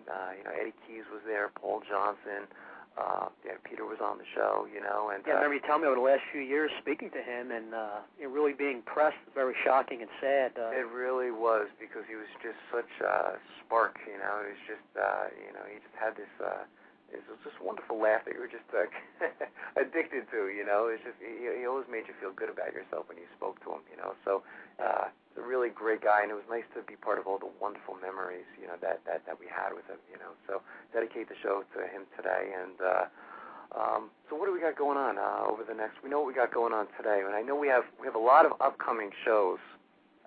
Just so our listeners know, we don't have them posted yet for March. And I think we're booked almost into April, Don, just so you know. So right. I know at the end of the month, we have, who's up at the end of the month? Steve Bigelman, CEO of Hollywood Tans franchise. That's going to be a good timing, too, as we're getting ready to hop into spring, you know. And yeah, it's pretty interesting. Just today, Jersey Mike's, Hollywood Tans, a couple of franchises based here in New Jersey. Oh, I didn't realize that Hollywood Tans was in New Jersey as well. Yeah. Oh, wow. That's a coincidence, but that's interesting. Yeah, that's great. So, yeah, and I know you have some interesting articles that you want to talk about this week as well. Yeah. First, just want to tell people about a few upcoming shows around the country. The Franchise and Business Opportunities Expo. There are shows, Marty, this weekend in Minneapolis, the Minneapolis Convention Center. Then February 21 and 22 in Columbus, Ohio. Early March, there's a show in San Jose.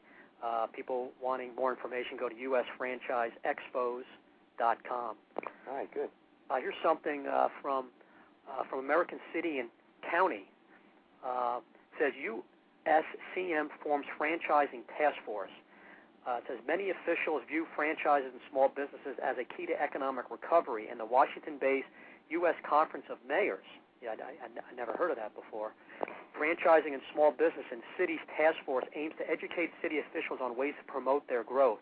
The task force held its first meeting during USCM's winter meeting last month, and task force members plan to attend the Washington-based IFA, which is going to be in San Diego next week, and I'll be there.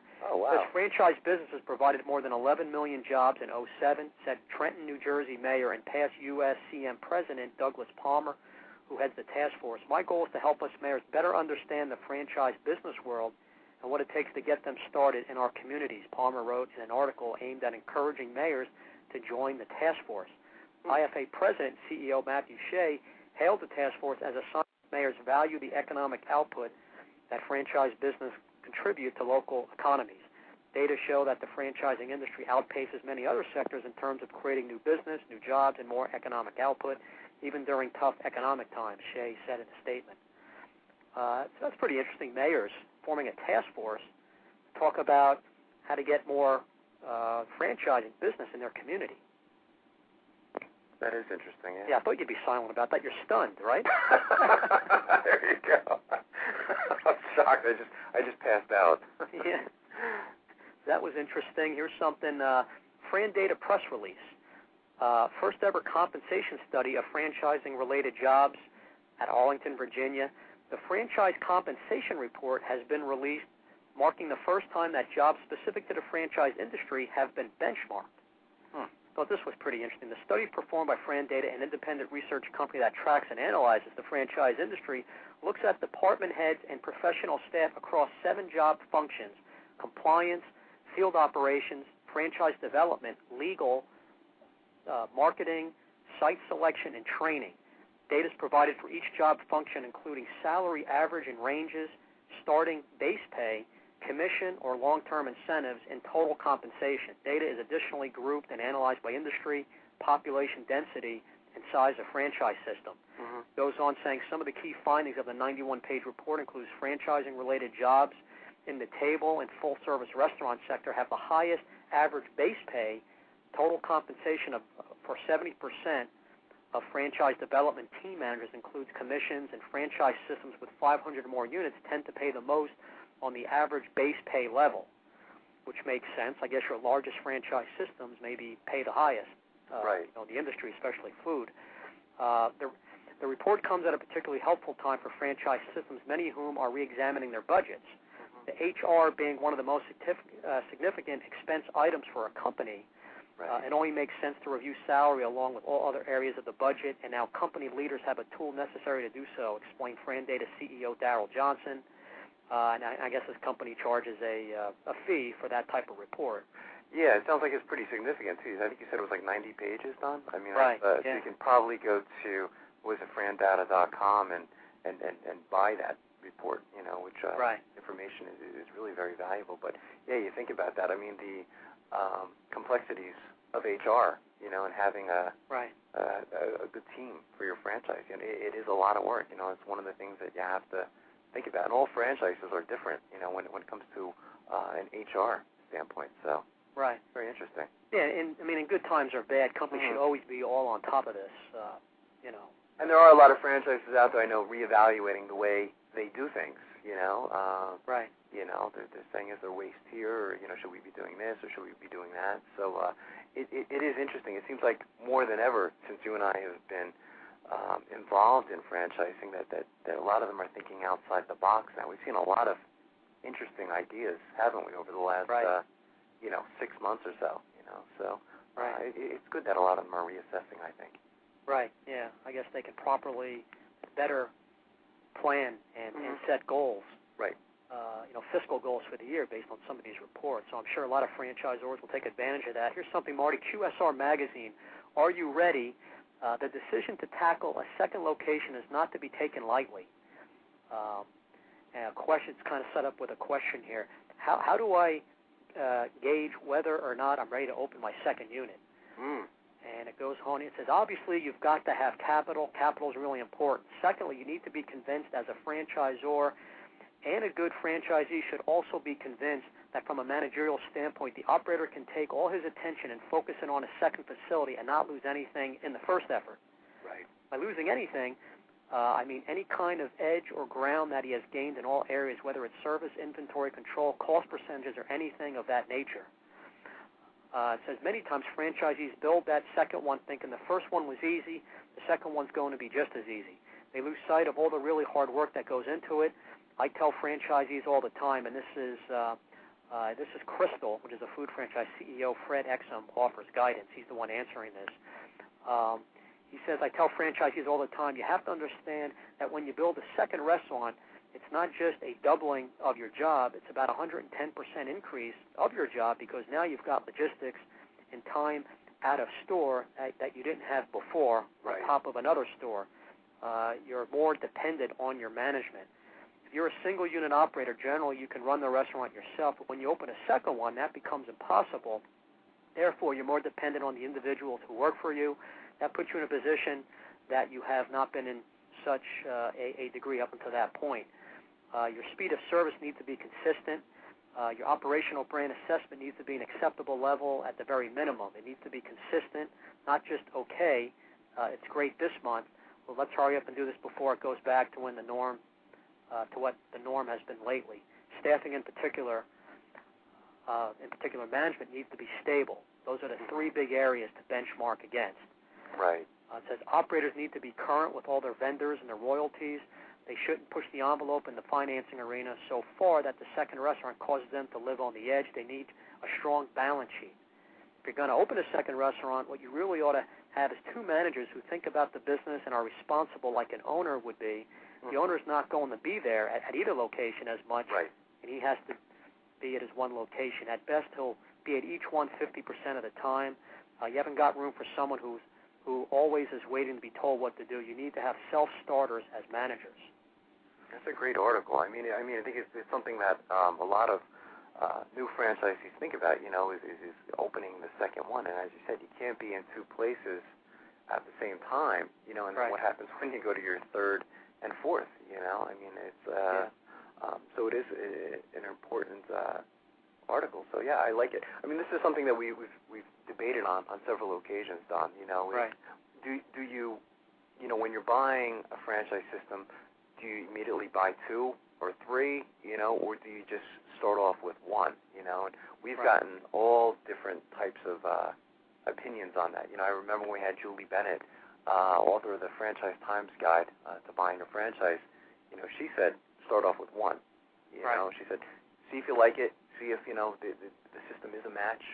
Because sometimes it is hard to tell in the beginning, and then if you like it from there, go for the second one. Yeah, I mean, a good example today, having Jersey Mike's on the show, but people who are becoming investors, becoming franchisees. I mean, their goal is to have multiple locations. Right. That's usually the game plan initially. So maybe we'll talk today about that with Dan. This article goes on. He goes, when you open a second restaurant, you are now beginning to function more as a multi-unit supervisor than a general manager. You've got to find someone to take your place, and then somebody on top of that. Owners often overlook that. They think very well through the good parts, but oftentimes they don't really think about the obligations or the negative parts that come along with that. Opening a third restaurant is a whole lot easier than opening a second. It's pretty interesting. It says by that time you've already learned the lessons. Instead of doubling your problems, you're only gone up by a third, and you've already started functioning in the role of a district supervisor by that time. You've got to have... Yeah, I mean, it's an interesting point, right? So, I mean, I guess if you can open a third, then you go to a fourth, and you wonder, the second's got to be easier to open up than the first, right? I mean, and you've kind of done this before. I think there's a lot of... there must be a lot of tension in the beginning. This is new for a lot of people. They're opening up their new business. So I think, again, opening up the second is probably easier than opening up the first, and the third is probably easier than the second, So it probably keeps going on after that. We've seen a lot of great stories of franchisees, where they bought their second, third, fourth, and fifth franchise, This is pretty interesting. When you buy your second, you really have to kind of, your job function is going to be changing. It is a lot. It is a lot more complex, and you wonder how some people actually handle that. It's funny as you're talking about this. I always say, get good ideas. It was, one day I'm going to go for my PhD. A good dissertation topic, would be, going to the second, buying the second franchise, and the experiences that people have, in doing that. It's pretty interesting. And he did stress capital is number one, most important thing, expansion. He goes, it doesn't matter how good your manager is if you're not capitalized properly. So. Well, again, I guess this is where, a good accountant comes in as well. I mean, you and I have spent a lot of time talking about not doing this alone. I mean, you do have to seek out expert advice, when you're buying a franchise. For one, getting the advice from a franchise attorney, having a good financial accountant, I mean, that's important as well. I mean, they'll look at the balance sheet and they'll say, you know what, this makes sense, or you know what, this doesn't make sense to go forward at this time, So there's a right time and a wrong time to do it, So. And it's so important if people are getting financing to have that working capital, to have that cash reserve, and initially when you're getting your first loan to kind of plan down the line. For your second and third, and that's part of our franchise financing services at Diamond Financial. That's what we speak to people about. It's true. Working with experts, it's a lot of times these are things that the average person can just not do on their own. So it's pretty interesting. So okay, and there's something also. This is from the News Press, Marty. Says workouts work well in wee hours. Some gym goers get pumped up at less than prime time.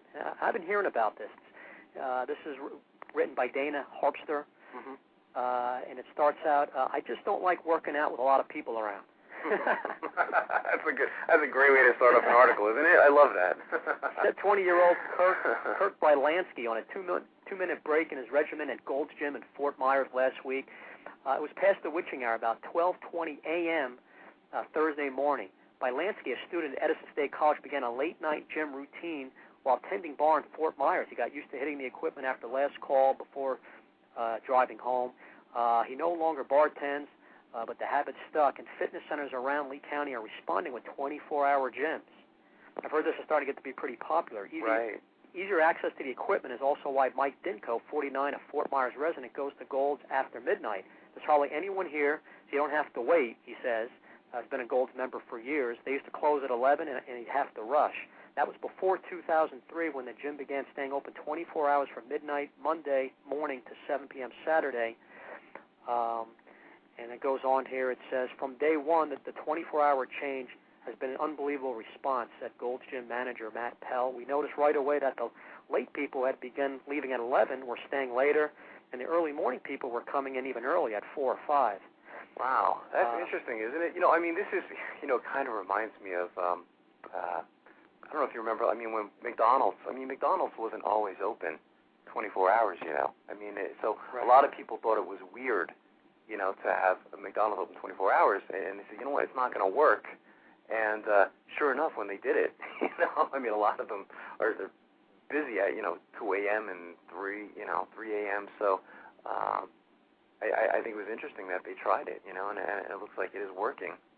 Because people are, and it seems like that it would be better for the club in general. So you're not condensing your hours where the place is more busy, and if it's crowded, right? But people might not like that situation, get discouraged, and not come as much. But with off hours like that, you'll spread out your customer base. People like it better going on their own time. And it goes on. There's another person here who bought the former Fitness Advantage Club down there and converted to a 24-hour anytime fitness franchise. Familiar with them, they're starting to really grow around the country. People used to come in at 5, would sit out in the parking lot and wait for someone to show up in the morning and then storm the doors. The newest local entry in the all-the-time market. The gym open as any time on Thanksgiving Day, and it looks like that place is doing pretty fine. So this is that's interesting. Pretty interesting trend. It's a pretty big segment of franchising. A lot of these gyms, and I guess you have to look for the edge, the advantage. Thinking outside the box again, you know what I mean? I think the one, benefit of sometimes being in a recession is, thinking outside the box and coming up with new and great ideas, and being more competitive. And that's, that makes a lot of sense to me. So I think it's a great idea. You'll probably see a lot of the competitors follow, suit, doing the same thing now, being open 24 hours. And but that's okay. That's great. Yeah, I wish I had more time to work out. Maybe if there's a place locally, possibly I'll start doing it as the kids get a little older. No, it's true. And again, I don't know if I can see myself working out at 2 a.m. or 3 a.m. But I work some pretty weird hours sometimes as well. Being an online college professor, I can work whenever I want. So yeah, I might think about it. If there was one close by. So kind of interesting. Here's also something, Marty. It's from the franchise profile section of Venturepreneur magazine. I like these little stories. It's titled "Dry Cleaned and Groomed for Success: Military Experience Grooms Marine Venturepreneur for Success as a Martinizing Dry Cleaning Franchise Owner." After a 13-year career as an artillery and finance officer in the U.S. Marine Corps, Captain George DeFazio transitioned out of the military in 1993 and within weeks began a full-time MBA program. While pursuing his degree, he began weighing his career options as he transitioned back into civilian life. DeFazio contemplated a corporate career, but was quickly turned off by the rigid hours and lack of creative freedom. He knew he wanted to start his own business. As a first-time entrepreneur, he didn't want to risk his life savings on an outcome that was largely uncertain. Right. Here's like a classic story. DeFazio looked at a variety of concepts and decided on Martinizing dry cleaning because of the quality, service, and incredible growth potential. When he opened his doors February 06, Pennsylvania, you ever heard of a place McMurray, Pennsylvania? That's where he opened. His business was just a little over 1,700 square feet. By 2001, it expanded to 4,500 square feet, including more equipment and a tailor shop in order to accommodate the demand in the community.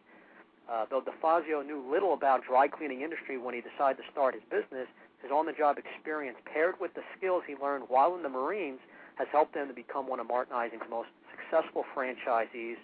This would be a nice guy we'd love to have on the show. The only thing I knew about dry cleaning was that I dropped my clothes off. For all I knew, they took them out back, hit them with a magic wand, and they were clean. He thinks the way I think. Now, after being in the business for nearly 12 years, I know there's much more to it than that. He says with a laugh, though entering the dry cleaning industry was a departure from anything I'd ever done. My military training helped me out more than I could have imagined. I learned that regardless of the situation, there's always a way to get the job done. They asked the magazine asked him a few questions. Do you plan to grow your business in the future? He says, of course, I'd like to open a second location in Pittsburgh. And has your military training helped you succeed in business ownership? He goes, there will always be things that knock you down. But that just means that you have to formulate a plan and pick yourself back up. I use a lot of practices that I learned while in the military, like motivational tactics and good old-fashioned discipline, that have helped me make this business a success, which is interesting. And we've talked about people in the military. A lot of different franchise systems have tried to recruit people who've ended their military career. And, as a minimum, they're always mentally tough. I guess they're used to following a system, a regimen, and, I thought this was a pretty interesting article. Yeah, no, it is. It's a great article. It's just something that, I want to continue talking about, because I've also always agreed that, vets make, I believe this, I haven't taken a study, but vets probably make fantastic franchisees, so let's talk more about that. So let's take a quick break, and we'll be right back with more franchise interviews.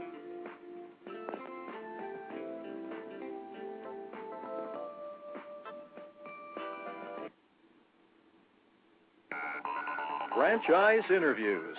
For over 2 years now, Franchise Interviews has been giving you an up-close, behind-the-scenes look at franchising and entrepreneurship. Through our website, franchiseinterviews.com, where you can hear and read interviews as well as get tips from some of the most successful sources in franchising. And our weekly franchise radio show, where each week you get to hear a new interview with franchisors, franchisees, franchise authors, experts, and attorneys. And our free franchise newsletter, which is a must-read for anyone looking to buy a franchise. And don't forget to listen to our podcast, Great Quotes in Franchising. For more information, go to franchiseinterviews.com or call us at 610-905-2919. That's 610-905-2919.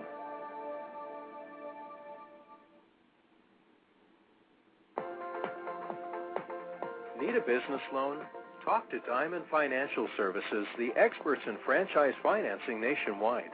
Whether you're looking to start a franchise, acquire an existing franchise, or expand your territory through opening new locations, Diamond Financial stands by your side start to finish. From pre-qualification to packaging and presenting your application to securing a financial commitment and through the loan closing process, Diamond Financial is there. While you're waiting, thousands of others are making their financial dreams come true. Don't wait any longer. Pre-qualify now by completing a confidential, no-obligation financial analysis. Let's face it, traditional banks just aren't in the business of financing small business. At Diamond Financial, we specialize in securing franchise loans from $100,000 to $3 million and equipment leasing up to $150,000. Let us help you get started. Go to www.franchisefunding.net or call 877-508-2274. That's franchisefunding.net, 877-508-2274.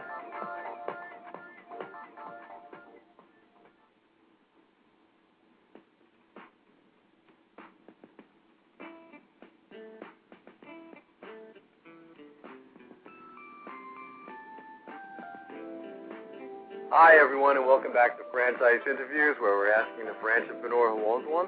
I'm your host, Marty McDermott, with my co-host, Don Johnson. And if you've ever dreamed of owning your own business, then you've come to the right place. Well, as I said earlier, Don, we have a great show today. You and I have been very excited about this one. We're meeting with Dan Burrell of the Jersey Mike Subs franchise opportunity. And Jersey Mike Subs goes all the way back to 1956, so I didn't realize they've been around that long. Hey, Dan, good morning. Welcome to the show. Good morning. How are you guys? Great, Dan. Dan, joining us is my co-host, Don Johnson. And I don't know if you know Don. Don's the president of Diamond Financial Services, and I know, Don, you wanted to say hi to Dan. Yeah, hey, Dan, thanks for coming on. We've spoken in the past, and as you know, my company's working. I've enjoyed speaking to Brian and Mike at the corporate office, and I'm excited you guys are right in our backyard. I've gone to Jersey Mike's for years. Marty and I talked earlier. We first met our wives. It was in that Point Pleasant area, and I'm not too far from there, so it's pretty interesting. No, it's great stuff. Actually, I grew up in Point Pleasant as well. My first Mike sandwich was in 1968. Wow. So, yeah, I got some history. It's very cool stuff. And the Jersey Shore is really unique. And what one of the coolest things about our franchise, not comparing everybody else, but ours is there's some real history there. There's the Jersey Shore, and it's in everything that we do. And that's so cool that Peter Cancro has done that, because living in California and kind of, making our sandwiches out here, the same ones that I grew up with, people get a sense of what the Jersey Shore is all about, and that's pretty cool. Yeah. And you're calling from California this morning. Do you miss New Jersey, Dan? Absolutely. I do. I don't miss the weather, but it's nice to go back for like a cold weekend, where I can walk on the snow and the ice, but just a weekend. I don't need the slush. Absolutely. Yeah, the weather's great in California. It's really fantastic. Yeah, and my wife grew up on Jersey Mike subs as well, just so you know, Dan. She was really excited about today's show, so, being from the area, we got a lot of big hype about it, so. It's, well, I tell you, the coolest thing, being involved out here with Jersey Mike's in California, my history is Peter Cancro, of course, who owns the company, and we played at different high schools in town. We went to Point Pleasant Beach, and I went to the Borough, and we played football against each other for 4 years. Amazing. So it's so much fun to be a part of that, because it takes me right back to my roots. Nothing like working in a business that's connected to your roots. Absolutely. That's the big Thanksgiving Day rivalry, right? Point Beach and Point Pleasant. It is now. Yeah, it is now. That's absolutely. fantastic. But we tied our senior year. We were co-division champs our senior year, so neither of us has an edge. We tied 6-6, and we were both co-champions, so we have to leave it right there. Oh, that's fantastic. I guess it was meant to be that way. Right. I guess it was meant to be. Yeah. Dan, what were you doing before working with Jersey Mike's or joining the I had started my restaurant career out here with California Pizza Kitchen. And I had spent 10 years with them, and then I went with a development company called Crusoe Affiliated Holdings, who had a California Pizza Kitchen franchise. So we built stores with them, and worked on some other projects, and then it was just the right time for me to step out and open up the Camarillo store 5.5 years ago. Was the first California location, Jersey Mike's. That's fantastic. Sounds like all that experience helped you in what you're doing now. Life is perfect sometimes. The California Pizza Kitchen does a fantastic job of their customer service and their employee support, morale, that whole category. They're just fantastic. And so learning from them on that side of it, and then being able to go on the development side and learn how, about real estate leases and things like that. Right. It was just amazing that it prepared me to take this next step, which is to open up a new territory for a new restaurant company. That's terrific. Yeah, that is interesting how kind of come full circle for you. You're familiar with it back in your hometown, and now you're developing it out. Well, I'll tell you a really quick story. I was with California Pizza Kitchen. I was running a store in Studio City, and I was reading through restaurant news, and I saw an ad in the paper, and it said, "Meet the country's best sub, Jersey Mike subs." Wow. And now, but the thing is, for me, is I left Point Pleasant after high school and went to the service and college, and then came out west a long time ago, and I saw this, and I was offended because I know that the best subs in the country are in Point Pleasant, Mike's Subs. I did not know that there was any other store other than Mike's, so I called the number really to give the guy a hard time and say, "Hey, pal, have you ever been to Mike's Subs? Because that's the best sub in the country." And he goes, "That's who we are. We're Mike's Subs." Right. He goes, "Who are you?" And I'm like, "I'm Dan Burrell from Point Pleasant Borough." And bam, all the way, to Peter's name, and it was like, that's wow. Incredible. Yeah. So my dream was, I want to bring this out to the West Coast, and spent quite a few years putting as much money together as I could, and opened up our first location. I have a partner, Angel Velasquez, great operations guy, and I envisioned, opening multiple stores in California. We opened up in a tiny little spot. You could hardly see it. You kind of had to be a Boy Scout to find this location. Everybody thought I was an idiot, but I always felt, really strong about the product, that there's no other sandwich out there that can compare to this when you have it Mike's Way and you do it, that number 13 Mike's Way. So this out-of-the-way spot, this hole in the wall, we gave this great Jersey Mike service. We made the sandwich the way it was supposed to be, and we took this little location, 1,200 square feet in the C-Center, and turned it into a very, very big store. And it just started us out right in California, because it wasn't about being in this fantastic center and having everything perfect. It was this tiny, it was almost a spot like Point Pleasant, this tiny little spot, out of the way. And that was the beginning in California for us. And we're up to 31 stores now, and in 5 years. We don't grow like we want to put one in every corner. We just want to be in every community. That's what we want to do. It goes to show you a good product, good price, and that set system is going to work. And You know. Well, I'm going to throw something else at you, and it goes right back to the roots of where we're from. You've been to, well, you haven't been to California, Jersey Mike's. You've been to the sub shops back east. But right. When we brought these shops out here, what we really focused on was the type of service that I grew up with in New Jersey. And a lot of Jersey Mike's, that's what they work from. And that means you look people in the eye, you have a conversation, you get to know their name, you get to know their sandwich. You're a part of the community. And we've done that from day one out here. And I'll tell you, in California, it just doesn't happen often. And people are excited about our product, but they're more excited about walking in and getting recognized and having their little kid get a free cookie, because we do that for everybody under 10. Right. We know their schools, we support their teams. It's the way it's done in New Jersey, and there's something grounding about it doing out in here in California, because it really works well. And a lot of we have done so much out here for the community. It's just great. So there's a different style of service that we bring, and it adds to to our product, but people really enjoy that back home kind of in your face. How are you? Hey, what's up, bud? Hey, you look great today. That sort of fun atmosphere. Right. Yes, and you notice it immediately. Energy. A lot of our customers call it energy. They walk in and they feel an energy in the restaurants. Right. Fantastic. And that makes it rewarding for everybody. It's easier to work and to slice, for 7 or 8 hours when you're having a blast with your customers and your kids, your 14, 15, 16-year-olds. Today's kids learn a skill of being able to look someone in the eye and say hello and make conversation that's going to help them for many, many years to come. They might be future franchisees, those teenagers work in the stores. You know what? They may be future franchisees. They may end up being an attorney someday. They may interview for a school and get in because they had a personality and they're able to use it. And so it's a tool that I really enjoy, and we all really enjoy teaching these kids that they can use forever. Talk a little bit more, Dan, about the history. We know it started in 1956 in Point Pleasant. When, what happened from there? When did the company start franchising? Peter Cancro was a junior in high school. In the end of his junior year, he surprised at least us on the borough side by doing a deal with the bank and his football coach and purchasing the store and owning it. At the end of between his junior and senior year. And it was very funny because it was like, what, he did what? What about being a kid? Right. And so he owned his own store, and then I think it was 1984 they started adding other stores, started franchising and growing, and over the years, North Carolina was a very big state. A lot of people from Jersey went down to North Carolina, and they would order subs and have them sent to them on dry ice because you just had to have the right sub. And and then my involvement 5.5 years ago. We're up to 380 stores right now, and we're on a path to have over 1,000 stores in 5 years. And I believe that's pretty conservative. We're again, it's we don't push like let's open stores. We find the right people to work with, the right franchisee, we have a different type of franchisee in our stores, and so finding them and matching them up with the right community that's how we grow.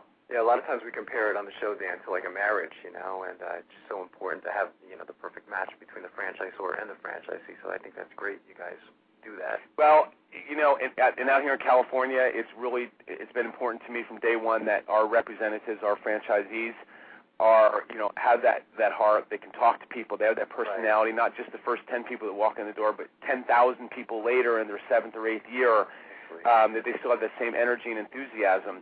So we put them through a lot. We interview. It takes a month or two at least, but we're going to have them work in the store. We're going to have them go out and do some research. I'm going to really get to know them. There's a lot of successful people that come in that want to do franchises with Jersey Mike's out here in California, but because they've been successful in another business doesn't mean that they're the right fit to work in a restaurant. And truthfully, I want them to be happy too. I don't want to turn around in a year and have them look at me and go, "What the hell did I get myself into?" Like you guys date a little. Yeah, we had a guest on the show a couple weeks ago. He said he wants the franchisor and franchisee to date a little before they make an agreement. It's almost you bet. If they're going to work and they're going to volunteer to work in the store for 3 days in a row, maybe 7 or 8 hours a day, and they're going to do the menial tasks like wipe down tables and chat with guests and things like that. If they can do that and they can walk out of there and they can say, "I had a blast. That was great. I got the right person." They come back and go, "Boy, that's a long day. I didn't know what to do with myself." Then I don't have the right person.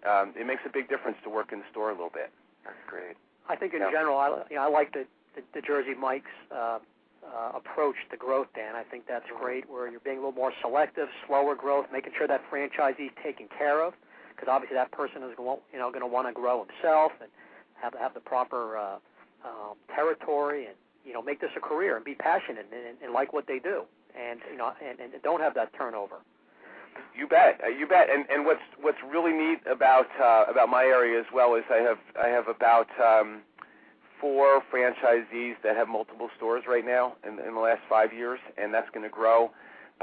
We just opened up in Westwood, right next to UCLA, and to top it all off, the real estate has become so much better in the last couple of months than it was for the last couple of years, that we're the A player. Jersey Mike's is the A player out here in California. Before 4 years ago, I had to try to convince people that we were more than a one store shop. Right. Now they're coming for us. The developers and the real estate people, they all want Jersey Mike's in their centers because the competition has been all over the place, and we're completely different. So that's fun. Yeah, and then it's the real a great estate position to be in. Not only that, but now it's a buyer's market, I guess, for the lease negotiation. You're in the driver's seat on that, with just what's been going around with the economy. So that's a great aspect too for the new franchisee coming into the system. It certainly is. It really, really is. And our stores, do very, very well, and we're very pleased with how things are going in California, and also our clientele is very devoted. We're a destination restaurant out here, and that's a dream for even some of the big guys, the big sit-down restaurants. You want to be a destination restaurant. Every store of ours has a story of someone driving, 10 or 15 miles to go get a sandwich and drive back home again. It's just really beautiful right now, and the real estate market is, I haven't seen it like this, and we're getting deals from landlords that are just fantastic. So it's a good way to go right now. Yeah, that's good to hear. There are some benefits sometimes, I guess, of the economy. Well, you don't feel like you're cashing in on anyone, and everyone else being down a little bit, but what you do is you focus on what you do well, and you just keep pointing forward. My belief is there's enough for everyone out there, but there's certainly a place for Jersey Mike's, in the right communities. We're going to do well in the middle to upper incomes, because those are the people not necessarily totally affected by this market, but they're not after the fast food price, the $1.09 or the big $4.99, $5 line right now that all the other people are doing. We're not there. We're totally different sandwich. Dan, describe the Jersey Mike's franchise system when you're describing it to a potential franchisee. You did a little bit before, where it becomes kind of like a gathering place and friends, but maybe how do you describe it to a potential investor? As far as owning a franchise? Yes. What's really important for us is that the franchise owner is an operator. We want that person to operate that restaurant. If there is going to be an investor that's going to come in, and he also is very excited about Jersey Mike's, and we feel that that's the right kind of guy, he's going to have to show us who his operator is, and we're really going to want to see that operator is involved in the restaurant 100%. In other words, they could be a partner or something like that would be really good. That's important for us because we don't want someone to walk in, do a 3-store deal, throw a couple managers in the store, and look to open other stores and forget what we're about from the beginning. So in out here, when I have people that are interested in doing multiple operations, we want them to start with one store. We want them to operate that store for a couple months so they really get it and they really understand it, because if they're training their managers, if they're training supervisors to carry that on, we want them working in the store with them. And then when they open that second store, they've already created someone that's going to run that first store just like they did, just like they were there, just like they were an owner. After that, they can grow. But what's really crucial is the training that we do, and there's really not many companies that train like this. Our franchisees are going to spend 360 hours in the store. So that's 6, 7, 8 weeks of full-time in-store training. They can't work a job. They're going to have to let go of their job. We do it when they're in construction, and by the time that they get out of that 360-hour training period, they can probably run any store in California, from the number 1 store to the number 30 store in sales, because they get it over and over again, and they've worked every position. They slice, they sprinkle, they understand the oil and vinegar. We go through human resources. We do everything. I know there's companies out there that you get a 15-day training program and a VHS tape or whatever, and you throw it in there, and that's your training program. And this works well for us because we get fully trained people. the support that we give is right from the beginning. We're going to help with site selection. We're going to help with working on your letter of intent. We're going to approve every site. We, in most of our areas, have architects and contractors that we worked with multiple times. So we have a system that when they buy into, it's going to make it pretty easy, because most people, when they get to construction, they look forward to it, but it's a long, winding, hard road to get that door open. So we assist all the way, and then through the opening, we're going to help them get the store set up. We're going to help them open their store, and support them for the whole first 2 weeks that they're open, and then after that, we do monthly evaluations. We do a lot of visits. We really stay in touch with the franchisee, because it's about them being successful. We want them to make money. There's no shortcuts there. You really, that's 300. No, there's no shortcuts. And when I sit and interview someone, and we're on our second or third interview, and I'm telling them that they're going to be in a store for 360 hours, you can tell right there whether that's going to work or not. Right. Man, 7 weeks? Are you kidding me? I'm 42 years old, and I'm going to train for 7 weeks in a row. How much can there be to making a sandwich? That's a great question. How much work can there be to make a sandwich? Well, our sandwiches are simple. I mean, it's all fresh. It's all sliced fresh. It's not that difficult. We don't have a ton of ingredients on our line. All kinds of sauces. We're all about oil and vinegar, onion, lettuce, and tomato and oregano. That's what we're about in our fresh cut cold cuts. And people are really surprised that they're going to be in there for 360 hours. But boy, it's well worth it. And we have fantastic franchisees. I mean, we really have terrific franchisees. So it's the details that separate the stronger franchise. It is, and the ongoing training. What Jersey Mike's has done really well is they continue to bring people back, franchisees that have been in the system for a year, 2 years, 10 years, and do a back to basics program. And John Hughes is our training director, and he does a back to basics where, let's just start talking about oil and vinegar. Okay, I've made 8,000 sandwiches. Why should I talk about oil and vinegar? Because that's what's important, is they get the right amount of oil and vinegar. That's the sandwich. You've had the sandwich. That's the hook. It's like a drug. You have that onion, lettuce, tomato, oil, vinegar, oregano. Every couple of days you think about, I gotta have something. What is it? And it's that oil and vinegar. I mean, I've been doing that my whole life. So it doesn't seem complicated, but to get it right over and over and over again, you're right. You got to pay attention to the details. Training's crucial. I got to tell you, Dan, you're making me hungry. It's trouble after this show. I don't know about you, Don. I'm starving now, but you just. Well, think about the customers on the West Coast. Think about people, coming into a Jersey Mike's for the first time in the West Coast. And I don't know how familiar you are with California, but there's a lot of competition out here. There's restaurants everywhere. There's every kind of restaurant in the world out here in California. But when you come into a Jersey Mike's and you get the energy and you get people with the enthusiasm that say hello and look you in the eye, and then you watch how we make our sandwich, and the product comes out of the meat case in its original form, the cheese, the long cheese. Most people say, wow, my dad used to take me to a place like this when I was a kid. And you pull out a roast beef that's been cooked in the last 24 hours. For women out here in California, the number 6, the roast beef, is the number 1 sandwich, because you can't get roast beef like that anywhere. Back east, it's a little different. There's a lot of sub shops, there's a lot of sandwich shops that make the sandwich like that. Out here in California, nobody makes it like that. So I got to tell you, people come into our stores and see that product, come from the beginning. It doesn't come out of a plastic bag. Everything is sliced fresh. The onion, lettuce, and tomatoes are all fresh. There's the red centers in the tomato. They're all ripened. They're not the yellow, white centers. All that stuff put together, they're just fascinated out here. When you bite into that sandwich, you know what the final result is. It's fantastic. That is something.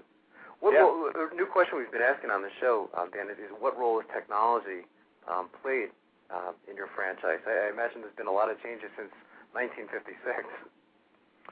Yeah, the guy, Scott Shearer, that's in charge of technology for Jersey Mike's, kind of looks at me, and I think he looks at me like a caveman, like I have no freaking clue what I'm doing, and I really don't. I'm still tackling the BlackBerry and things like that.